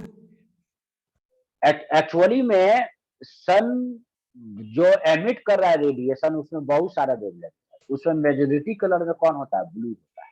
Yes sir. ठीक है ना, ब्लू कलर का प्रोपोर्शन बाकी कलर से काफी ज्यादा होता है। ठीक है ना। और दूसरी बात क्या, रेले लॉ के अकॉर्डिंग रेड का वेवलेंथ ज्यादा होता है, रेड कम स्कैटर करेगा और ब्लू का वेवलेंथ कम होगा, और ब्लू क्या होगा? ज्यादा स्कैटर करेगा। जब एटमॉस्फेयर में सन का लाइट एंटर करता है तो चूंकि ब्लू का वेवलेंथ जो है वो कम है रेड के कंपेयर में, और उसका मेजोरिटी अपोर्शनल क्या, मेजोरिटी में भी ब्लू कलर ज्यादा है। ठीक है ना, रेड से, जिसके वजह से क्या होता है, तो मेजोरिटी में जो ज्यादा है उसी का एब्जॉर्प्शन ज्यादा होगा। एब्जॉर्ब तो रेड भी होगा, एब्जॉर्ब ब्लू भी होगा, लेकिन ब्लू एक तो वेवलेंथ छोटा जिसकी वजह से वो ज्यादा स्कैटर होगा अकॉर्डिंग टू रेले लॉ। और दूसरी बात ब्लू अब क्या है, ब्लू रेड से बहुत ज्यादा प्रेजेंट है, तो ब्लू का स्कैटरिंग भी और ज्यादा हो जाएगा, सर जिसकी तो वजह फिर से क्या शाम में होता है रेड कि क्यों दिखता मॉलिक्यूल, है आसमान? सुनना यार, सुनता नहीं है, सामने रेड दिखता है, कौन रेड दिखता है सामने आसमान में? ऑरेंज सर नहीं कहाँ दिखता दिखता है? है? सन, सन दिखता है रेड। अभी कहानी सुन पूरा। सुबह और शाम में केवल होती है। दिखता है। हाँ देखो अभी बता रहे का, सुन ना बेटा, कहानी सुनता है नहीं। तो अब बताओ, तुम कौन सा कलर का शर्ट पहना? कौन बोल रहा था जी? अक्रमा बोल रहा था? प्रतीक सर, प्रतीक। प्रतीक अच्छा गंजी में प्रतीक रहता है बोल सर रहा वो। था। है प्रतीक? हाँ प्रतीक, कौन सा शर्ट तुम पहना? ब्लैक पहने हैं सर। ब्लैक पहने हैं हाँ सर, आप रेड पहने और हैं। हम रेड पहने हैं, तो रेड क्यों दिखाई पड़ रहा है बता? सर क्योंकि उससे लाइट रिफ्लेक्ट हो रहा है, हम लोग का आईज में आ रहा है। हाँ बोलिए, हाँ भिजवा दीजिए। पहने हुए हाँ इसलिए दिख देखो रहा बेटा, एक्चुअली जिस सब्सटेंस का जो अपना नेचुरल कलर होता है वो नेचुरल कलर को, अपना कलर को रिफ्लेक्ट कर देता है, बाकी कलर को एब्जॉर्ब कर लेता है ना, ये सब्सटेंस का प्रॉपर्टी है। ठीक है, जिसके वजह से कोई रेड कलर है उस पर व्हाइट लाइट जब फॉल कर रहा है तो उस पर सारा वेवलेंथ गिर रहा है, तो बाकी सबको एब्जॉर्ब कर लेता है और रेड को रिफ्लेक्ट कर देता है, इसलिए रेड दिखाई पड़ता है। यानी कि उस, तो मेरे रेड, हम जो कपड़ा पहने हुए उससे रेड लाइट रिफ्लेक्ट होके आ रहा है, तुम्हारे आई पे जा रहा है, यानी कि इससे जो लाइट रिफ्लेक्ट होके जाएगा उसका अपीयरेंस वही तुमको दिखाई पड़ेगा। अगर वॉल को ब्लू कलर से पेंट किया है तो वो ब्लू क्यों दिखता है? उस पर व्हाइट लाइट जब फॉल किया तो वो ब्लू कलर को रिफ्लेक्ट कर देता है, बाकी कलर को एब्जॉर्ब कर लेता है। जिसको एब्जॉर्ब कर लिया अभी तो वो तुम्हारे आई पे आएगा नहीं, इसलिए वो नहीं दिखेगा। अब किसको रिफ्लेक्ट किया? वो अपना कलर को, जिस कलर का था उस कलर को एब्जॉर्ब नहीं करता, उसको रिफ्लेक्ट कर देता, ब्लू को रिफ्लेक्ट कर दिया, इसलिए तुम्हारे आई में ब्लू कलर आया, तो तुमको इसलिए सामने वाला बाल क्या दिखाई पड़ रहा है? ब्लू दिखाई पड़ रहा है ना। तो देखो मेजोरिटी ऑफ कलर जो तुम्हारा क्या है, ब्लू प्रेजेंट है सब।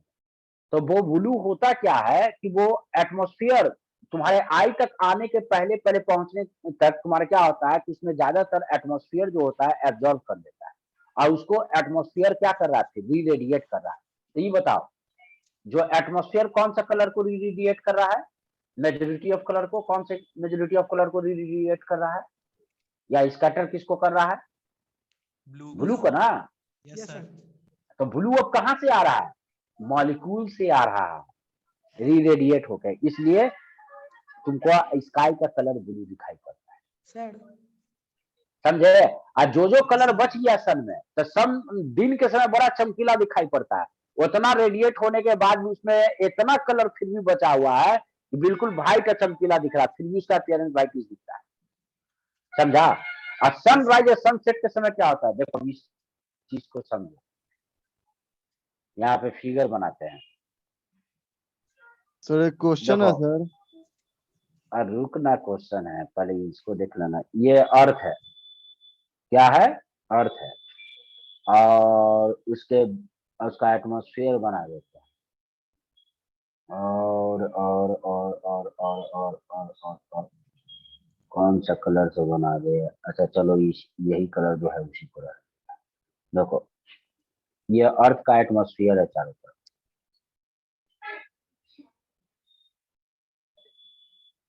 समझा? है? Hello, yes yes sir. Sir. Yellow colour वाला एटमॉस्फेयर है।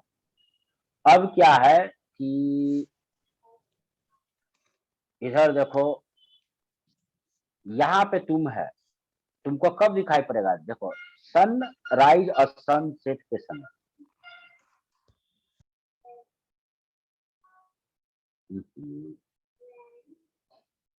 कुछ नया मत।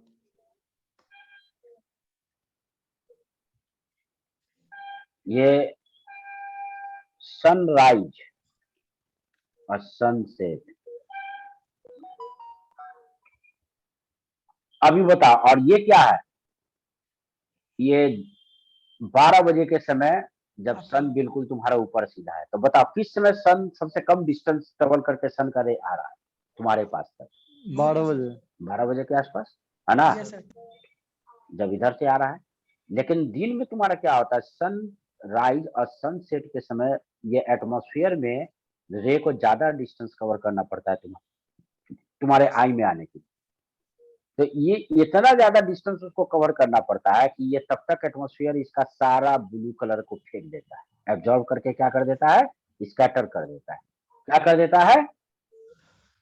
बोला रे, स्कैटर। सारा ब्लू कलर को फेंक देता है, क्योंकि जितना ज्यादा मीडियम में ट्रेवल करेगा उसका स्कैटरिंग उतना ही ज्यादा होगा। इसलिए रेड अब कलर होता है। सब कलर फेंका गया, बच अब जो तुम्हारे पास अब केवल बच कौन गया? रेड वाला बच रेड गया। कलर। रेड भी फेंकाया, रेड भी फेंकाया है ऑब्जर्व होकर, लेकिन फिर भी सबसे लास्ट में बचा कुचा कौन रह गया है? रेड। तो इसलिए सन से तुमको क्या दिखाई पड़ रहा है कि सन उस समय कैसा सनराइज या सनसेट के समय दिखाई पड़ रहा है? रेड। क्यों? क्योंकि सन से जो लाइट आ रहा है वो रेड कलर, केवल बचा हुआ रेड दिखाई पड़ रहा है।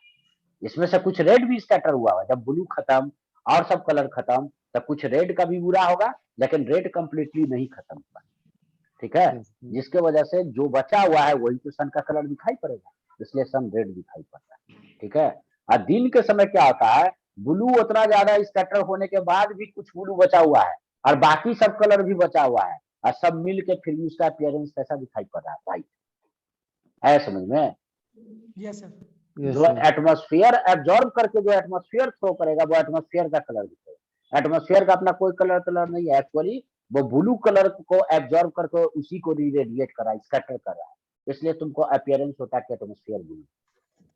अगर सन में ब्लू कलर होता ही नहीं, अगर केवल वायलेट होता तो एटमॉस्फेयर भी केवल वायलेट को ऑब्जर्व करके थ्रो करता, तो तब तुमको एटमॉस्फेयर का कलर कैसा दिखाई पड़ता? वायलेट। समझ गया? Yes sir. क्या समझा? क्वेश्चन है सर। हाँ बोलो।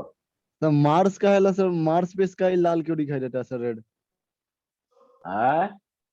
तो मार्स पे स्काई सर रेड क्यों दिखाई देता है सर? तो बेटा, एक तो मार्स का एटमॉस्फेयर है कि नहीं है? है सर। है। बहुत पतला अब एटमॉस्फेयर है वहाँ पे सर। एटमॉस्फेयर कितना डेंस है, क्या है, उन सब कुछ सर, देखना होगा। अर्थ के उसका कौन सा मुकाबले कलर 8% डेंसिटी स्कैटर है हो सर। जाता है? हाँ? अर्थ के मुकाबले 8% डेंसिटी है, 8% सर। 8% डेंसिटी है अर्थ के कंपेयर में। ये सर उसके कौन एटमॉस्फेयर कौन सा गैस प्रेजेंट है, नहीं प्रेजेंट है? सर। CO2 मेजोरिटी में 95% के करीब करीब है। CO2 तो जान रहे हो ना कि काफी डेंस हो, ज्यादा स्कैटरिंग करेगा, हीट को ज्यादा एब्जॉर्ब कर लेता है CO2। Yes sir. तो वो सब कुछ देखना ना पड़ेगा बेटा। Yes sir. हाँ सर यस सर। हाँ जी बोलो। ब्लू अपीयर होता, वायलेट क्यों नहीं अपीयर होता सर? वायलेट तो ज्यादा स्कैटर होगा ब्लू से। वॉयलेट बहुत बेटा कम होता मेजोरिटी है। में जो, अब मेजोरिटी में जो प्रेजेंट होगा वही ना दिखेगा। Yes sir. अब तुम्हारे पास बताओ, तुम्हारे पास एक का सिक्का 4-5 गो है, और 2 का सिक्का 100 गो है। Yes sir. अब 5 का सिक्का तुम्हारा 2-4 गो है, तो तुम्हारा खर्च करते हुए तुम जा रहा है तो ज्यादा तुम्हारा जो रहेगा सिक्का ज्यादा, वही ना ज्यादा खर्च होगा। Yes sir. हैं? समझ में आ गया सर। हो गया? तो ये सब रीजन दे दिए। ब्लू अपीयरेंस ऑफ स्काई बता दिए क्यों होता है। Reddish appearance of sun at sunrise at sunset, इसका रीजन मिल गया तुमको। बताओ तो problem no sir. No sir. आगे चलते। पोलराइजेशन ऑफ, है ना? देखो, सबसे पहले पोलराइज और अनपोलराइज लाइट हम लोग किसको बोलते हैं, पहले ये चीज हम लोग समझते हैं। तो जब तुम्हारा क्या होता है कि स्पेस में इलेक्ट्रोमैग्नेटिक रेडिएशन ट्रेवल कर रहा है, जैसे कि एक्स एक्सिस की तरफ इलेक्ट्रोमैग्नेटिक रेडिएशन ठीक है ना, तो इलेक्ट्रिक फील्ड और मैग्नेटिक फील्ड एक्स मतलब वेलोसिटी ऑफ प्रोपगेशन के परपेंडिकुलर डायरेक्शन होता है। इलेक्ट्रोमैग्नेटिक रेडिएशन बता सकते हैं, यानी कि कौन सा प्लेन में होगा, बाइजेट प्लेन में, ठीक है। हाँ? तो अब ये क्या होता है कि इलेक्ट्रिक फील्ड कभी बाई की तरफ है, कभी जेड की तरफ है, कभी बाइजेट प्लेन में किसी भी डायरेक्शन में, मतलब बाइजेट प्लेन में अलग अलग टाइम पे इलेक्ट्रिक फील्ड का डायरेक्शन डिफरेंट है, तो इसे अनपोलराइज लाइट होता है।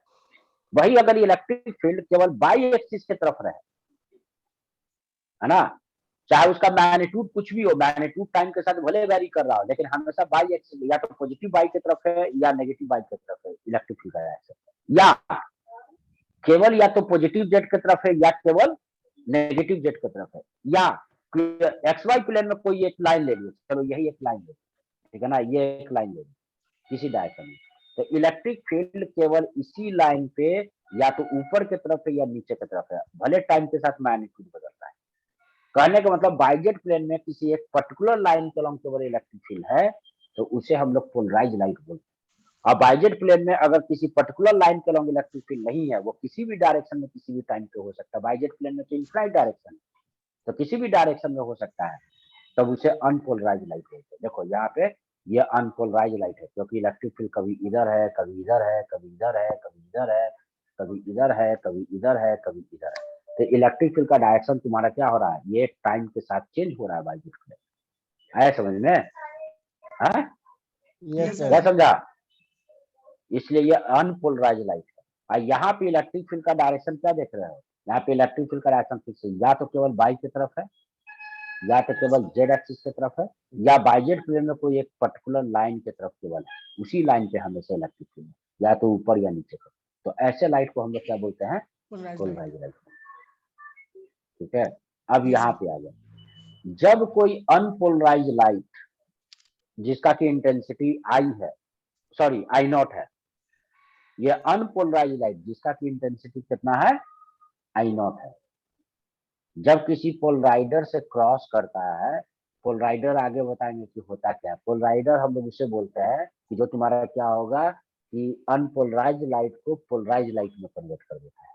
क्या करता है पोलराइडर, अनपोलराइज लाइट को पोलराइज कर देता है।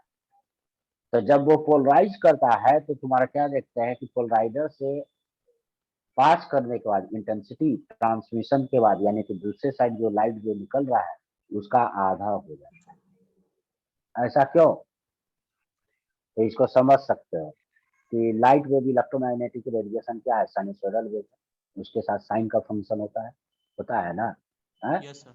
तो अनपोलराइज लाइट में तो हर डायरेक्शन में लाइट कभी इधर कभी इधर कभी इधर अलग अलग डायरेक्शन में तुम्हारा है? तो एक पीरियड में साइन का एवरेज वैल्यू क्या होता है, 1/2 आधा होता है, 1/2। Yes sir.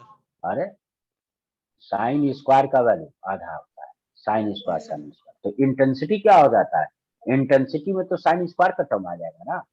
Yes sir. Yes तो सर। जिसके वजह से क्या होता है, पोलराइज लाइट, अनपोलराइज लाइट जब पोलराइजर से पास करता है तो उसका तुम्हारा क्या हो जाएगा, उसका इंटेंसिटी। या दूसरा चीज ऐसे समझ सकते हो, आगे हम लोग मेलस लॉ डिस्कस करेंगे। ये मेलस लॉ, जब कोई ये पोलराइज लाइट है, ठीक है ना, जब ये पोलराइजर से पास करता है, चलो अभी आप आगे डिस्कस करेंगे, ठीक है ना, बताएंगे, काहे को टाइम लगाते हैं, पहले तो बस अभी यही याद रखो कि जब कोई अनपोलराइज लाइट जब पोलराइडर से क्रॉस करता है, तो पोलराइडर से क्रॉस करने के बाद वो पोलराइज लाइट में कन्वर्ट हो जाता है, उसका इंटेंसिटी पहले का आधा हो जाता है। अभी इतना याद रखो, क्यों हो जाता है आगे डिस्कस करेंगे, ठीक है। अब देखो, एक सर्कुलर पोलराइज लाइट किसे बोलते हैं, जब ये देखो इलेक्ट्रिक फील्ड क्या बोले थे कि बाइजेट प्लेन में किसी भी डायरेक्शन में हो सकता है, अनपोलराइज लाइट का हो सकता है ना, यस सर। क्या जी। Yes, तो sir. सर्कुलर पोलराइज लाइट भी एक अनपोलराइज लाइट है, लेकिन इसमें क्या होता है कि इलेक्ट्रिक फील्ड का जो टिप जो होता है, यानी वो हमेशा एक सर्कल पे होता है। क्या होता है, यानी कि Circle. हमेशा इसका हर डायरेक्शन में पीक वैल्यू इक्वल अटेंड कर रहा है, ये हर यानी कि एम्पलीट्यूड हर डायरेक्शन में इसका क्या है, सेम है। सेम सेम है। तो जिसके वजह से क्या हो जाएगा, इसका पिक जो होगा हमेशा एक सर्कल के सरकमफ्रेंस पे घूमता रहेगा, ठीक है, तो इसलिए इसको सर्कुलरली पोलराइज्ड। यस वही अगर इसका टिप जो होगा वो एक इलिप्टिकल पाथ पे, अगर घूम रहा है ये टिप, तो इसको इलिप्टिकली पोलराइज्ड लाइट। आगे समझ गया? हाँ? बताओ, कोई problem no no sir sir किसी को? नहीं। अब देखो, अब पोलराइड्स देखो क्या है, an instrument used to produce polarised light from unpolarised light is called a polariser और या पोलराइड। एक इंस्ट्रूमेंट जो कि अनपोलराइज्ड लाइट को पोलराइज्ड लाइट में कन्वर्ट करने के लिए यूज होता है, उसी इंस्ट्रूमेंट को हम लोग क्या बोलते हैं, पोलराइजर बोलते हैं या पोलराइजर। एक्चुअली ये होता क्या है, तो लॉन्ग हाइड्रोकार्बन चेन्स होता है पोलराइडर्स। देखो, these polyders have long chain of hydrocarbons। ये हाइड्रोकार्बन्स का क्या होता है, लॉन्ग चेन लॉन्ग चेन होता है, लॉन्ग चेन ऑफ हाइड्रोकार्बन। तो हाइड्रोकार्बन तुम्हारा जिस डायरेक्शन में तुम्हारा क्या हो गया, जैसे कि ये कोई सब्सटेंस हो गया, ठीक है, मान लो कि ये कोई सब्सटेंस है, ये हाइड्रोकार्बन्स का बना हुआ, तो इधर क्या, ये सब चेन, ये चेन का डायरेक्शन, हाइड्रोकार्बन का चेन इस डायरेक्शन से,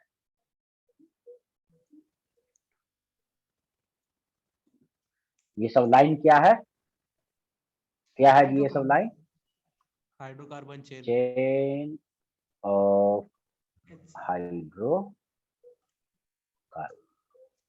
ठीक ना। यस तो सर जब अनपोलराइज्ड लाइट इस चेन पे गिरेगा तो अनपोलराइज्ड लाइट तो हर डायरेक्शन में है ना, कुछ का इस डायरेक्शन में भी है इलेक्ट्रिक फील्ड, कुछ इधर कुछ एंगल पे है, कोई 90 डिग्री पे है, कोई ऑब्ट्यूस एंगल पे है ना। ये तो चारों तरफ है ना, अनपोलराइज्ड लाइट हर डायरेक्शन में इलेक्ट्रिक फील्ड भागता है, क्या? यस सर यस सर तो जो हाइड्रोकार्बन के अलोंग जो है इलेक्ट्रिक फील्ड का कंपोनेंट, वो क्या होता है कि हाइड्रोकार्बन के इलेक्ट्रॉन्स इस इलेक्ट्रिक फील्ड को ऑब्जर्व करके वो एक्सेलरेटेड, यानी कि वो एक इलेक्ट्रिक करंट का सेटअप करता है, ठीक है। तो यानी कि इधर इलेक्ट्रिक करंट के सेटअप की वजह से तुम्हारा क्या हो जाएगा कि जो इलेक्ट्रिक फील्ड का कंपोनेंट हाइड्रोकार्बन के चेन के अलोंग होगा वो हाइड्रोकार्बन के चेन में एब्जॉर्ब हो जाएगा। तो ई तो कंप्लीटली इसके लॉन्ग है और ये थीटा एंगल पे है, तो इसका कितना एब्जॉर्ब होगा, ये मान लेते हैं ई नॉट है, तो इधर कितना हो जाएगा, Cos E nought theta। Cos, theta E nought cos theta absorb हो जाएगा, बच कौन जाएगा, E nought sine theta yes sir बचेगा ना, है। यस सर तो ये बताओ, 0 से टोटल 360 के बीच में इस तरह से तुम्हारा सबका साइन कंपोनेंट बच जाएगा, बचेगा। यस सर तो परपेंडिकुलर बच जाएगा। तो इंटेंसिटी क्या होता है, इंटेंसिटी इज प्रोपोर्शनल टू, कितना के प्रोपोर्शनल है? वो E nought square yes sir sine theta का स्क्वायर होगा ना। यस सर तो यहाँ पे अनपोलराइज्ड लाइट में तो थीटा तो तुम्हारा 0 से कहां तक वैरी कर रहा है, 0 से 360 यानी कि 2 पाई 360 तक। इसका एवरेज वैल्यू निकालेंगे तो ये इसका कितना एवरेज वैल्यू हो जाएगा, ये पूरा मतलब जिस पीरियड 0 से थीटा के लिए इसका इंटीग्रेशन जाएगा, तो यस एवरेज वैल्यू साइन का हाफ ना आ जाएगा, यस सर है? 1/2 यस सर 1/2। इसीलिए क्या होता है कि इंटेंसिटी जो होता है पोलराइडर से पास करने के बाद कितना हो जाता है, आधा हो जाता है, समझ गया? यस सर है? अब कॉस वाला जितना है कंपोनेंट वो पास कर जाता है, देखो कॉस वाला कंपोनेंट जो होता है तो वो कितना हो जाएगा, तो इसको फिर प्रोपोर्शनल साइन करेंगे तो ये कितना हो गया, आई नॉट, साइन का एवरेज वैल्यू हाफ यहाँ पे, ठीक है ना। और बच गया कौन सा, कॉस वाला सब बच गया, ठीक है। तो कॉस वाला जो हो गया वो तुम्हारा इसके हाइड्रोकार्बन में एब्जॉर्ब नहीं होता, वही क्या होता है, हाइड्रोक्लोराइडर के एक साइड से दूसरे साइड की तरफ ट्रांसमिट हो जाता है, क्योंकि वो हाइड्रोकार्बन के चेन के अलोंग नहीं, उसके परपेंडिकुलर है, और हाइड्रोकार्बन के चेन के अलोंग केवल इलेक्ट्रिक करंट सेटअप होता है, उसके परपेंडिकुलर डायरेक्शन में सेटअप नहीं होता है, तो कॉस कंपोनेंट सब बच जाता है। अब वही कॉस कंपोनेंट दूसरे साइड, यानी कि इसका परपेंडिकुलर डायरेक्शन में सब तुम्हारा इलेक्ट्रिक फील्ड बच जाएगा। अब वही तुम्हारा क्या हो जाएगा, दूसरे साइड उससे निकल जाएगा। तो this polaroid and long chain of hydrocarbon which becomes conducting at optical frequency। और ऑप्टिकल फ्रीक्वेंसी पे ये क्या हो जाता है, कंडक्टिंग मीडियम की तरह बिहेव करने लगता है। When light fall perpendicularly on the sheet, the electric field parallel to the chain is absorbed. यानी कि जो चैन के पैरेलल वो एब्जॉर्ब हो जाता है in setting of the electric current in the chain, but field perpendicular to the chain get transmitted. लेकिन जो परपेंडिकुलर है, जो कौन सा साइन कंपोनेंट, वो इसमें एब्जॉर्ब नहीं होता, वो ट्रांसमिट हो जाता है, यानी पोलराइडर के एक साइड से दूसरे साइड की तरफ चला जाता है। The direction perpendicular to the chain is called the transmission axis of polaroid. यानी हाइड्रोकार्बन के चेन के परपेंडिकुलर लाइन को, इस लाइन को ही हम लोग क्या बोलते हैं, इसको ट्रांसमिशन एक्सिस बोलते हैं, क्योंकि इस डायरेक्शन में जो भी लाइट का कंपोनेंट्स होता है वो एब्जॉर्ब नहीं होता, वो क्या होता है, सब्सटेंस के अंदर एब्जॉर्ब ना होकर बाहर निकल जाता है। तो इसलिए इसको बोला जाता है ट्रांसमिशन एक्सिस। ठीक है ना? तो Yes, sir. इसको हम लोग क्या बोलते हैं, ट्रांसमिशन एक्सिस बोलते हैं। When light passes through the polarizer, the transmitted light become linearly polarized. जब ट्रांसमीटर से लाइट पास करता है तो ट्रांसमिटेड लाइट क्या हो जाता है, इस तरह से लिनियरली पोलराइज हो जाता है, क्योंकि सबका सब केवल इस डायरेक्शन में जो कंपोनेंट है केवल वही बचा है, यानी कि सब ट्रांसमिशन एक्सिस के पैरेलल केवल रह गया। तो इसलिए इसको अब क्या बोलेंगे कि अब लाइट मेरा पोलराइज हो गया। ठीक है, E vector parallel to the transmission axis, यही क्या होता है, बचा रह जाता है। अब मेलस ला क्या बोल रहा है कि कोई पोलराइडर है जिसका कि तुम्हारा इंटेंसिटी मेरा कितना है, इसको ई से रिप्रेजेंट कर रहा है, इलेक्ट्रिक फील्ड को ई वेक्टर से, और ये तुम्हारा कितना एंगल, थीटा एंगल पे is at an angle sir theta. ये cos थीटा वाला ट्रांसमिट होता है ना? बेटा यहाँ पे तुम्हारा क्या गया, देखो अब एंगल किधर से लिया, हम एंगल ले लिए थे हाइड्रोकार्बन से ना, यहाँ से ले लिए थे। Yes sir. किससे ले लिए थे इसमें, तो यहाँ पे cos थीटा वाला ट्रांसमिट कर दिया, sin थीटा वाला, सॉरी cos थीटा वाला ऑब्जर्व हो गया, sin थीटा वाला ऑब्जर्व हो गया। लेकिन अब ये एंगल कहाँ से मेजर कर रहा है, ये अब एंगल मेजर कर रहा है ट्रांसमिशन एक्सिस से। देखो क्या बोल रहा है, if the linearly polarized light is incident on polarizer with E vector at an angle theta with the transmission axis। अभी बोल रहा है कि हम यहाँ से थीटा ले, ट्रांसमिशन एक्सिस से, ये इसको ले थीटा, इसको थीटा ले, तब कॉस कंपोनेंट क्या हो जाएगा, ट्रांसमिट होगा, साइन कंपोनेंट क्या हो जाएगा, एब्जॉर्ब हो जाएगा।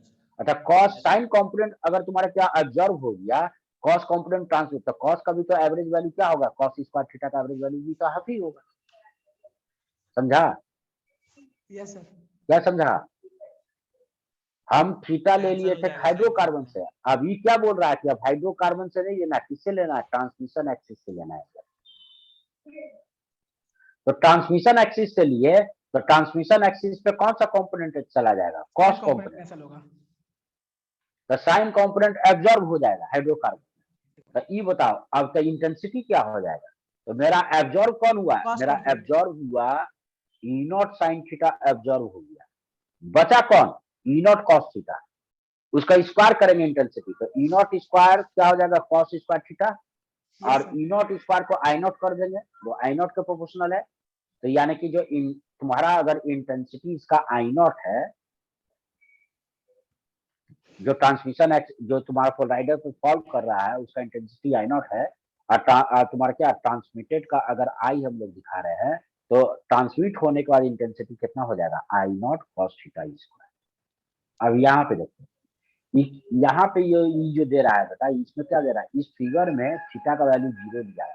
देखो ट्रांसमिशन एक्सिस और ये दोनों सेम डायरेक्शन में है ना, सेम डायरेक्शन में, तो थीटा 0 हो जाएगा, तो ये तुम्हारा आई नॉट है, तो ये भी क्या हो जाएगा, आई नॉट हो जाएगा। यानी कि ट्रांसमिशन एक्सिस के पैरेलल अगर ई वेक्टर है तो उस कंडीशन में लाइट एब्जॉर्ब नहीं होगा, इंटेंसिटी जितना आई नॉट फॉल करेगा ट्रांसमिट भी आई नॉट हो जाएगा, यानी कि उसके अंदर कोई एब्जॉर्प्शन नहीं। अब यहाँ पे देखो ये 90 डिग्री बता रहा है, ये बोल रहा है लाइट इधर जा रहा है और ट्रांसमिशन एक्सिस इधर है, यानी कि इससे 90 डिग्री का है, तो cos 90 0, यानी कि कंप्लीटली एब्जॉर्ब हो जाएगा, उधर कुछ भी ट्रांसमिट नहीं होगा। देखो इधर कोई भी ट्रांसमिट हुआ है नहीं, इधर कोई लाइट को आते हुए नहीं दिखाया गया है, क्योंकि ट्रांसमिशन एक्सिस और ई वेक्टर के बीच में एंगल कितना हो गया 90 डिग्री इस फिगर में। अब यहाँ पे एंगल कितना लिया गया, थीटा लिया गया। तो इसलिए तुम्हारा क्या ट्रांसमिशन एक्सिस किधर साइड है, देखो ट्रांसमिशन एक्सिस के पैरेलल इधर लाइट निकल रहा है और ट्रांसमिशन एक्सिस और ई वेक्टर इधर है, इन दोनों के बीच का एंगल कितना है, थीटा है। तो इधर जो लाइट निकलेगा ये आई नॉट है, तो इधर जो लाइट निकला उसका इंटेंसिटी कितना हो जाएगा, आई नॉट कॉस थीटा का स्क्वायर। आया समझ में? बताओ। Hello yes sir. ठीक है। थोड़ा नींद आने लगा था सर। हाँ बेटा ठीक है, तो आज इंस्ट्रूमेंट अगले क्लास में पढ़ा देंगे, अब बस इसमें थोड़ा सा रह। यस ठीक सर। है, बस इतना करिए सर, छोड़ दीजिए सर। अब देखो polarization by reflection and reflection. देखो ये बोलता क्या है कि लाइट जब किसी मीडियम से क्रॉस करता है ना, अनपोलराइज लाइट, देखो अनपोलराइज लाइट को कैसे दिखाया गया है, सारे ये हो गया इधर साइड क्या हो गया, इधर जिधर ये ट्रेवल कर रहा है ये एक प्रोपोगेशन का डायरेक्शन है, रे इस डायरेक्शन में प्रोपोगेट कर रहा है। ठीक है, रे क्या हो रहा है, इस डायरेक्शन में प्रोपोगेट कर रहा है।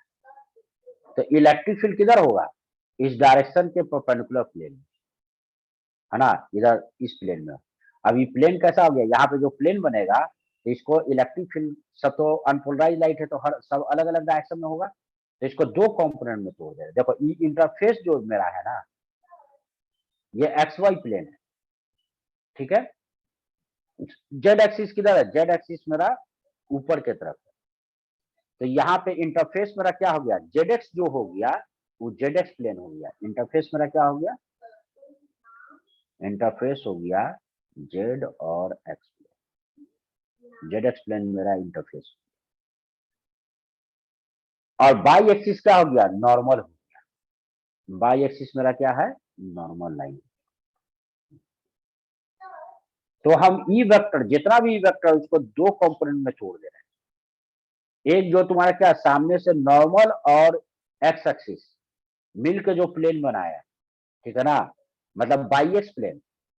और दूसरा क्या हो गया, और दूसरा बच गया जेड, जेड यानी कि बाई एक्स प्लेन के परपेंडिकुलर। तो देखो ये डॉटेड जो लाइन है ना, ये जो डॉटेड जो है ये इलेक्ट्रिक फील्ड के जेड कंपोनेंट को दिखा रहा है। और डॉट मेरा जितना बड़ा होगा यानी जेड कंपोनेंट उतना ही ज्यादा है। देखो जेड कंपोनेंट को कैसे रिप्रेजेंट कर रहे हैं बताओ। Hello yes sir. Yes sir. Z component को कैसे रिप्रेजेंट कर रहे हैं, बी एस जेड कंपोनेंट को हम लोग डॉट से रिप्रेजेंट कर रहे हैं। देखो डॉट जितना मोटा होगा इसका Yes, sir. डायमीटर जितना ज्यादा होगा, जेड कंपोनेंट यानी कि मेरा Z component of electric field उतना ही ज्यादा है। Yes sir. ये Z component of electric field सबसे कम है, इसमें Z component of electric field सबसे ज्यादा है। सबसे ठीक ज्यादा है। और Yes, sir. एरो वाला लाइन से हम जेड एक्स प्लेन में इलेक्ट्रिक फील्ड का कंपोनेंट को बता रहे हैं। ये एरो जितना बड़ा होगा, देखो ये जितना बड़ा एरो होगा, जितना बड़ा होगा यानी कि electric field Z x component मेरा मतलब कौन सा, सॉरी एक्स वाई कॉम्पोनेंट मेरा उतना ही बड़ा है। ठीक है, तो देखो यहाँ पे तुमको क्या दिखाया जा रहा है कि इलेक्ट्रिक फील्ड को दो कंपोनेंट में तोड़ दिए, एक जेड एक्स प्लेन में तोड़ दिए हैं। ये जो लेंथ है एरो का वो बता रहा है कि electric field Z x component में उसका मैग्नीट्यूड कितना है। और डॉट सर्कल जितना ज्यादा मोटा है वो भी बता रहा है कि ये तुम्हारा जेड के अलोंग तुम्हारा इलेक्ट्रिक फील्ड का कंपोनेंट कितना है। सर जब ये इंसिडेंट लाइट फॉल, क्या बेटा, एरो और डॉट क्या होता है सर, फिर से बोलिएगा, नेट प्रॉब्लम था। देखो इलेक्ट्रिक फील्ड तुम्हारा क्या होगा, उसको दो कंपोनेंट में तोड़ रहे हैं। एक्चुअली तुम्हारा क्या होता है, अनपोलराइज लाइट पे हम लोग इलेक्ट्रिक फील्ड से एनर्जी को रिप्रेजेंट करते हैं ना। इलेक्ट्रिक फील्ड का मैग्नीट्यूड जितना ज्यादा होगा एनर्जी भी मेरा इतना ही ज्यादा होगा, इलेक्ट्रोमैग्नेटिक एनर्जी। ठीक है, तो हम यहाँ पे क्या बता रहे हैं कि जो कंपोनेंट, जैसे ये वेक्टर कोई स्पेस में ई वेक्टर है उसको हम केवल दो कंपोनेंट में तोड़ते हैं।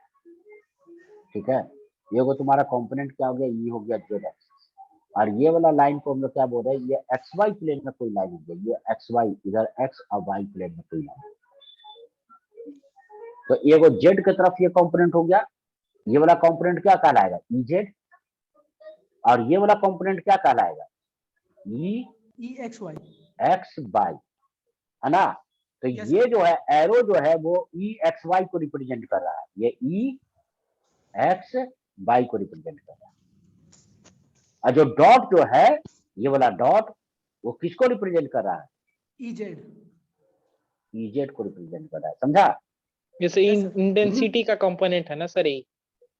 हाँ, और डॉट जितना मोटा होगा यानी कि जेड कंपोनेंट उतना ही ज्यादा है, यस सर। बस ये समझना। और एरो जितना लंबा होगा यानी कि एक्स वाई कंपोनेंट का मैग्नीट्यूड भी उतना ही ज्यादा है, ये समझना। अब यहाँ पे आओ, देखो जब ये लाइट तुम्हारा क्या हो रहा है कि मेरा इंसिडेंट हुआ, तो हम जानते हैं कि जब लाइट किसी इंटरफेस पे इंसिडेंट होता है तो वो रिफ्लेक्ट भी करता है, साथ में रिफ्लेक्ट भी करता है, दोनों काम होता है ना, रिफ्लेक्शन और रिफ्लेक्शन है। तो देखा क्या गया है कि जब अनपोलराइज लाइट किसी मीडियम से पास करता है तो ये देखो इसमें दोनों कंपोनेंट है, ठीक है ना। अनपोलराइज लाइट है तो हर डायरेक्शन में वेक्टर है, तो सबको एक जेड के तरफ सारे वेक्टर को मतलब जितना भी तुम्हारा वेक्टर, कोई थीटा 1 एंगल बना रहा, कोई थीटा 2 बना रहा, कोई थीटा 3, तो जेड से एंगल थीटा 1 थीटा 2 थीटा 3, तो जेड की तरफ कंपोनेंट कितना आएगा, एक का आ जाएगा एक का आ जाएगा, मान लेते हैं कि ई नॉट कॉस थीटा 1, एक का आ गया ई नॉट कॉस थीटा 2, एक का आ गया ई नॉट कॉस, ये सब मिलके क्या होगा, इस सब को जेड के लॉन्ग सम कर देंगे तो ई जेड दे देगा। अब बाकी सब जो साइन वाला जो बच जाएगा, जितना साइन वाला का जोड़ देंगे तो वो ई एक्स वाई दे देगा, समझा। तो अब ये क्या बोल रहा है कि जब लाइट रिफ्लेक्टेड लाइट में, देखो रिफ्लेक्टेड लाइट में क्या होता है कि जेड कंपोनेंट घट जाता है। देखो इस सर्कल का जितना मोटाई है, जितना डायमीटर है, अब यहाँ पे सर्कल का डायमीटर कम ना हो गया है,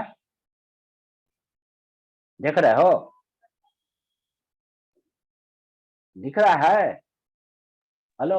नो सर एक बार और। दिख रहा है सर। बेटा ये बोल रहे हैं कि सर्कल का जितना डायमीटर यहाँ पे है, इस सर्कल का डायमीटर उससे कम है कि ज्यादा है, सर कम है, रिफ्लेक्टेड रे में थोड़ा सा कम है। कम है।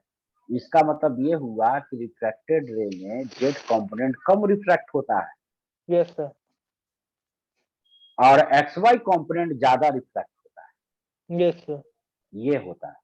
और रिफ्लेक्टेड रे में क्या होता है, देखो रिफ्लेक्टेड रे में क्या है, जितना लगभग है उतना ही ये भी सर्कल का डॉट उतना ही है, यस है ना। और एक्स वाई छोटा है तो सर। रिफ्लेक्ट, हाँ, और एक्स वाई यानी कि रिफ्लेक्टेड रे में क्या होता है, एक्स वाई कंपोनेंट कम रिफ्लेक्ट करता है और जेड कंपोनेंट ज्यादा रिफ्लेक्ट करता है, ये चीज समझे है। तो एक तरह से हम लोग क्या बोल सकते हैं कि जब लाइट इंसिडेंट होता है किसी, जब एक मीडियम से दूसरे मीडियम की तरफ जाता है तो वो पार्शियली रिफ्लेक्टेड रे और रिफ्लेक्टेड रे दोनों पार्शियली पोलराइज हो जाता है, पार्शियल, कंप्लीट पोलराइज नहीं बोल रहे हैं, क्योंकि रिफ्लेक्टेड में मेजोरिटी होता है कौन सा कंपोनेंट का, एक्स वाई कंपोनेंट का, ठीक है ना। किसका मेजोरिटी होता है, एक्स वाई कंपोनेंट का मेजोरिटी होता है, और जेड कंपोनेंट बहुत कम होता है, निग्लिजिबल होता है, लेकिन जेड कंपोनेंट फिर भी है, यानी कि इसमें लाइट क्या हो गया है कि केवल एक्स वाई डायरेक्शन में पोलराइज इसमें है, लेकिन जेड प्रेजेंट है जिसकी वजह से पार्शियली पोलराइज होता है। उसी तरह से इसमें मेजोरिटी किसका, केवल जेड कंपोनेंट का, एक्स वाई कंपोनेंट बहुत कम है, तो ये भी लाइट पोलराइज है, और ये किस डायरेक्शन में पोलराइज है, ये जेड की तरफ पोलराइज है, लेकिन फिर भी एक्स वाई कंपोनेंट इसमें तो प्रेजेंट है, जिसके वजह से ये तुम्हारा क्या हो गया, जिसकी वजह से ये भी पार्शियली पोलराइज। अब देखो आगे क्या है, ये ब्रूस्टर्स लॉ, ब्रूस्टर्स लॉ क्या बोलता है कि जब यही रे एक सर्टेन एंगल पे इंसिडेंट होता है, इस तरह से कि रिफ्रैक्टेड रे और रिफ्लेक्टेड रे के बीच में अगर एंगल 90 डिग्री बन जाए, देखो यहाँ पे जब ये इंसिडेंट रे जो इधर इंसिडेंट हो रहा है, ठीक है ना, इंसिडेंट होने के बाद इधर रिफ्लेक्ट हुआ, इधर रिफ्लेक्ट हुआ, और इन दोनों के बीच में ये एंगल कितना है, 90 डिग्री। 90। तो रिफ्लेक्टेड जो रे होता है ये कंप्लीटली पोलराइज्ड हो जाता है, देखो इसमें एक्स वाई कंपोनेंट है ही नहीं, जबकि रिफ्लेक्टेड में जेड और एक्स दोनों रहता है, देखो जेड घटा है, बहुत घटा है, और एक्स वाई ऑलमोस्ट सेम है, ये पार्शियली पोलराइज है, लेकिन रिफ्लेक्टेड वाला कंप्लीटली पोलराइज हो जाता है। और ये कब? जब रिफ्लेक्टेड रे और रिफ्लेक्टेड रे के बीच में एंगल कितना होता है? 90 डिग्री। तो बताओ ई 90 डिग्री है, ई एंगल ऑफ इंसिडेंट है, इसको आईपी से रिप्रेजेंट कर रहा है, तो एंगल ऑफ रिफ्लेक्शन भी कितना हो जाएगा? आईपी आईपी होगा, यस है ना? तो ई बताओ, और इस एंगल को हम आर मान लेते हैं, इस एंगल को क्या मान ले? आर मान ले। आर तो सबसे हाँ, तो आर मेरा कितना के बराबर हो जाएगा ये बताओ? आर जो हो जाएगा टोटल 180 में से 90 गया तो 90 बचा और एक आईपी बचा, तो ये 90 माइनस आईपी होगा ना, यस सर यस सर। होगा कि नहीं होगा? और ये एंगल यहाँ से यहाँ टोटल 180 डिग्री यस सर है। 180 में से 90 हटा दो और आईपी हटा दो, तो 90 कितना एंगल IP, बचा? yes, 90 minus IP. अब स्नेल्स लॉ यूज कर लेते हैं। स्नेल्स लॉ क्या बोलता है? Sine IP by sine r is equal to mu upon 1 होगा ना? यस सर इधर ईयर है और इधर मीडियम का रिफ्रैक्टिव इंडेक्स म्यू है, न्यू है यानी कि 1 into sine IP equal to mu into sine r. Yes sir और साइन आर कितना है? साइन आर है 90 माइनस आईपी, ठीक है। और sine 90 minus IP is cos IP, यानी कि Cos sine IP equal to mu. तो आईपी कितना हो गया? tan inverse.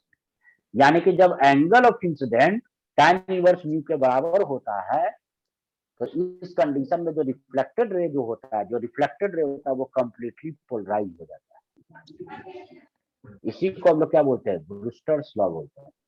तो Brewster's observe that the reflected light is completely plane polarised when it makes an angle of 90 degree with the reflected light. जब reflected light से 90 degree बनाता है तो रिफ्लेक्टेड लाइट कंप्लीटली पोलराइज हो जाता है। तो the corresponding value of the angle of incident, तो उसके करस्पॉन्डिंग एंगल ऑफ इंसिडेंट को क्या बोलते हैं? इसी को बोलते हैं ब्रूस्टर्स Brewster's एंगल। angle। हाँ, आईपी को बोला जाता है ब्रूस्टर्स एंगल। समझ गया? Yes yes sir sir. कोई problem? No no sir sir. हाँ नो सर नहीं। नहीं सर, कोई अब problem नहीं। Last polarisation by scattering. देखो तो आवाज कट गया सर। आवाज आ रहा कट है गया। आ रहा है नहीं सर। सर, आ रहा है सर, आ रहा है वो सर। तुम्हारा प्रॉब्लम होगा, तुम लोग देख रहा है मोबाइल से ना, अब मतलब नहीं मोबाइल सर, पे ठीक देख है। ठीक है सर। हम प्रॉब्लम मोबाइले इसी से देख बढ़ा रहे हैं सर, आ रहा है सर। बेटा ब्रॉडबैंड पे पढ़ा रहा है, इधर से कोई लैग नहीं है, मेरा स्पीड बहुत हाँ, यस ज्यादा सर, है। आ रहा है सर। यस सर, अब एकदम clear बढ़िया है आ सर रहा है सर, आवाज। मेरा भी ब्रॉडबैंड है इसमें। हाँ, इससे ब्रॉडबैंड पे जो है उसको एक जरा सा ना लैग दिखाई पड़ता होगा ना, आवाज में कोई प्रॉब्लम दिखाई पड़ता होगा। यस सर, कोई दिक्कत नहीं होता। देखो यहाँ अरे आरपीएस। देखो भाई साहब तुमरे इतना अमीर नहीं है भाई। बहुत मारेंगे बेटा। 1.5 लाख आजकल ब्रॉडबैंड सब इतना सस्ता है, अमीरी की जरूरत नहीं है, केवल 399 सीरीजन है रुपए में सर, ये सर ब्रॉडबैंड महीना बता कनेक्शन मिलता है। सर, नहीं बोल भी सर, सर सीरीजन हैं? रहा है। उसका 100 करोड़ बताया था सर। अच्छा पिटाएगा तुम लोग, 100 करोड़ निकालेगा, है ना? देखो इधर लेकिन सर मछली तो आपको निखिल नहीं खिलाया सर, वो बात अलग है। आरएस अच्छा, रीजन तो ठीक है। पढ़ोगे क्या? चल इस टॉपिक को खत्म करो, उसके बाद है ना जब रिकॉर्डिंग बंद कर देंगे तो गप मार। तो देखो इधर, ये सर होस्ट बना दीजिएगा आदर्श को। देखो क्या है पोलराइजेशन बाय स्कैटर। तो हम लोग क्या बोले थे कि जब लाइट किसी गैसियस मीडियम से पास करता है तो वो लाइट स्कैटर करता है। 100 जूल गया, उधर मिल रहा है 40 जूल, 60 जूल क्या हो गया? स्कैटर। तो ये बोलता क्या है कि स्कैटर्ड जो लाइट होता है वो पार्शियली पोलराइज होता है। When unpolarized light is scattered by small particle, the scattered light is partially polarized. समझ गया? तो the blue light receive from the sky is partially polarized. तो स्काई का जो कलर अपीयरेंस ब्लू दिखाई पड़ता है, तो जो स्कैटर होके आ रहा है ना, ये एटमॉस्फेयर क्या कर रहा है? सन के लाइट को स्कैटर कर रहा है ना? तो वो ब्लू कलर जो होता है वो पार्शियली पोलराइज्ड होता है। और ह्यूमन आई मतलब जो हम लोग का आंख, भगवान जो दो दिया है, दोनों आंख में एक लेंस दिया है, हम लोग क्या कर सकते हैं? पोलराइज और अनपोलराइज लाइट के बीच में डिफरेंस यानी कि डिस्टिंग्विश नहीं कर सकते हैं, नहीं पहचान सकते हैं। लेकिन मधुमक्खी में के आई में बहुत सारा लेंस होता है, एक ही आई पे बहुत सारा लेंस होता है, दोनों आंख को मिला के और ज्यादा बहुत सारा लेंस रहता है, जिसके वजह से मल्टीपल लेंसेज होने की वजह से मधुमक्खी के आंख में वो पोलराइज और अनपोलराइज लाइट के बीच में डिस्टिंग्विश कर सकता है कि कौन पोलराइज लाइट है और कौन अनपोलराइज लाइट है, और इसी के बेसिस पे क्या होता है वो डिस्टिंग्विश कर लेता है कौन पोलराइज है। तो मधुमक्खी वगैरह सब जो अपना जो रास्ता ट्रेवल करता है, जैसे कि होता है ना भाई कि वहां से गया फूल से तुम्हारा क्या हो गया, फूल वगैरह ये सबसे हनी लिया है ना, मध लिया और उसको वापस वहीं पे बार बार पहुंच जहाँ पे छत जहाँ पे सब इकट्ठा करता पहुंच जाता है, चाहे जैसे घूमते फिरते जाए। तो एक्चुअली वो पोलराइज लाइट किधर से आ रहा है, किस डायरेक्शन में पोलराइज है, उसके बेसिस पे वो अपना क्या उसका जीपीएस सिस्टम बना लेता है। हम लोग जीपीएस सिस्टम बनाया है सैटेलाइट के थ्रू, एक जगह से दूसरे जगह पे जाने के लिए रास्ता न भटके, तो उसका जीपीएस सिस्टम क्या है, उसको नेचर ही दे दिया है जीपीएस सिस्टम। उसका आईज डिस्टिंग्विश कर सकता है पोलराइज लाइट को, और कहाँ पे पोलराइज लाइट का डायरेक्शन किधर है, जिससे उसके दिमाग में फिट हो जाता है, वो उसी तरह से वो पाथ को फॉलो करते हुए वापस चला। सर ठीक है, हाँ जी देखो पहले लेकिन वो Note. लाइट को human eye does not distinguish between an unpolarise light and a polarise. हम लोग डिस्टिंग्विश नहीं कर सकते हैं। The eyes of a bee can detect polarise and polarise और unpolarise. Bee can also determine the direction of polarise. केवल वो detect ही नहीं कर सकता है, पोलराइजेशन का डायरेक्शन किधर है ये भी डिटरमाइन कर सकता है। हाँ जी बोलो। सर तो इससे कुछ उसको बोलो हार्म लत। नहीं होता है, या ये जो पोलराइजेशन ये कभी खत्म नहीं होता लाइट का, मतलब रात वगैरह में? अब रात में थोड़ी सनलाइट आ रहा है, रात में तो अंधेरा हो जाता है, सर इसलिए तो दिन में जब तो टेम्परेचर सनलाइट कम चेंज होता है करता तो वो रहता भी है। अपना छत्ता में आराम करता है। आखिर सर एक तो दिन रात डायरेक्शन भर कैसे काम पता करेगा तब ना चलता है अगला दिन काम पोलराइजेशन करेगा का? फिर। हाँ पोलराइजेशन का डायरेक्शन कैसे पता चलता है सर? इलेक्ट्रिक फील्ड देख लेती हो लोग, डायरेक्शन ऑफ इलेक्ट्रिक अब फील्ड। वो उसके पास इतना लेंसेज है, वो लोग सब कुछ देख सकता है, उसको सब कुछ मिलता है। सर अब मेन इतना तो मेन हमको न काम क्या पता है। होता है सर पोलराइज और अनपोलराइज लाइट? हाँ बेटा काम तो अगर किसी पर्टिकुलर डायरेक्शन में, जैसे कि तुम्हारा इलेक्ट्रिक फील्ड या इलेक्ट्रिक करंट सेटअप करना है तो उसमें यूज होगा। ऐसे तो एनर्जी जो फॉल कर रहा है उससे क्या है, तो बाकी तो सब कुछ जाके साइंटिफिक लेवल पे उतना तो हम लोग काम नहीं कर रहे। एक पर्टिकुलर चीज बनाना है, इसमें पोलराइज लाइट की जरूरत होगा कि अनपोलराइज लाइट की जरूरत होगा, इतना तो नहीं कुछ पता है यस सर, ना। Yes sir. ठीक है, तो एक टॉपिक तुम लोग का कंप्लीट हो गया। अब केवल क्या रह गया है, ऑप्टिकल ऑप्टिकल इंस्ट्रूमेंट रह इंस्ट्रूमेंट। गया। तो 5 बज गया है, तो ऑप्टिकल इंस्ट्रूमेंट तुम लोग को अगले दिन बता। सर ऋषभ कुछ ठीक ना? बोल रहा है। हाँ बोलो ऋषभ। सर बोले पोलैरिमीटर और पोलराइजर दोनों एक ही हाँ पोलराइजर और पोलराइड दोनों एक ही चीज होता है। हाँ फिर से बोलो, आवाज कट रहा है। पोलराइडर होता है वो पोलराइजर होता है, दोनों एक के चीज हो गया। पोलैरिमीटर तो आज तक नाम नहीं सुना है। केमिस्ट्री में इतना हम ना जानते हैं। देख बेटा अब देखो, अब ये है पोलराइजर बोलो या पोलराइडर या पोलराइड्स बोलो, दोनों एक ही चीज है। ठीक है, यस सर। यस आप पोलैरिमीटर हो सकता है पोलराइजेशन कोई मेजर करता हुआ, किस डायरेक्शन में पोलराइजेशन हुआ, ट्रांसमिशन एक्सिस किधर है, लाइट अनपोलराइज पाथ कर रहा है। तुम सबको तो देखना पड़ेगा ना कि क्या है नहीं, पढ़ने के बाद ही पता चलेगा। अब पोलैरिमीटर क्या है तुम्हारा।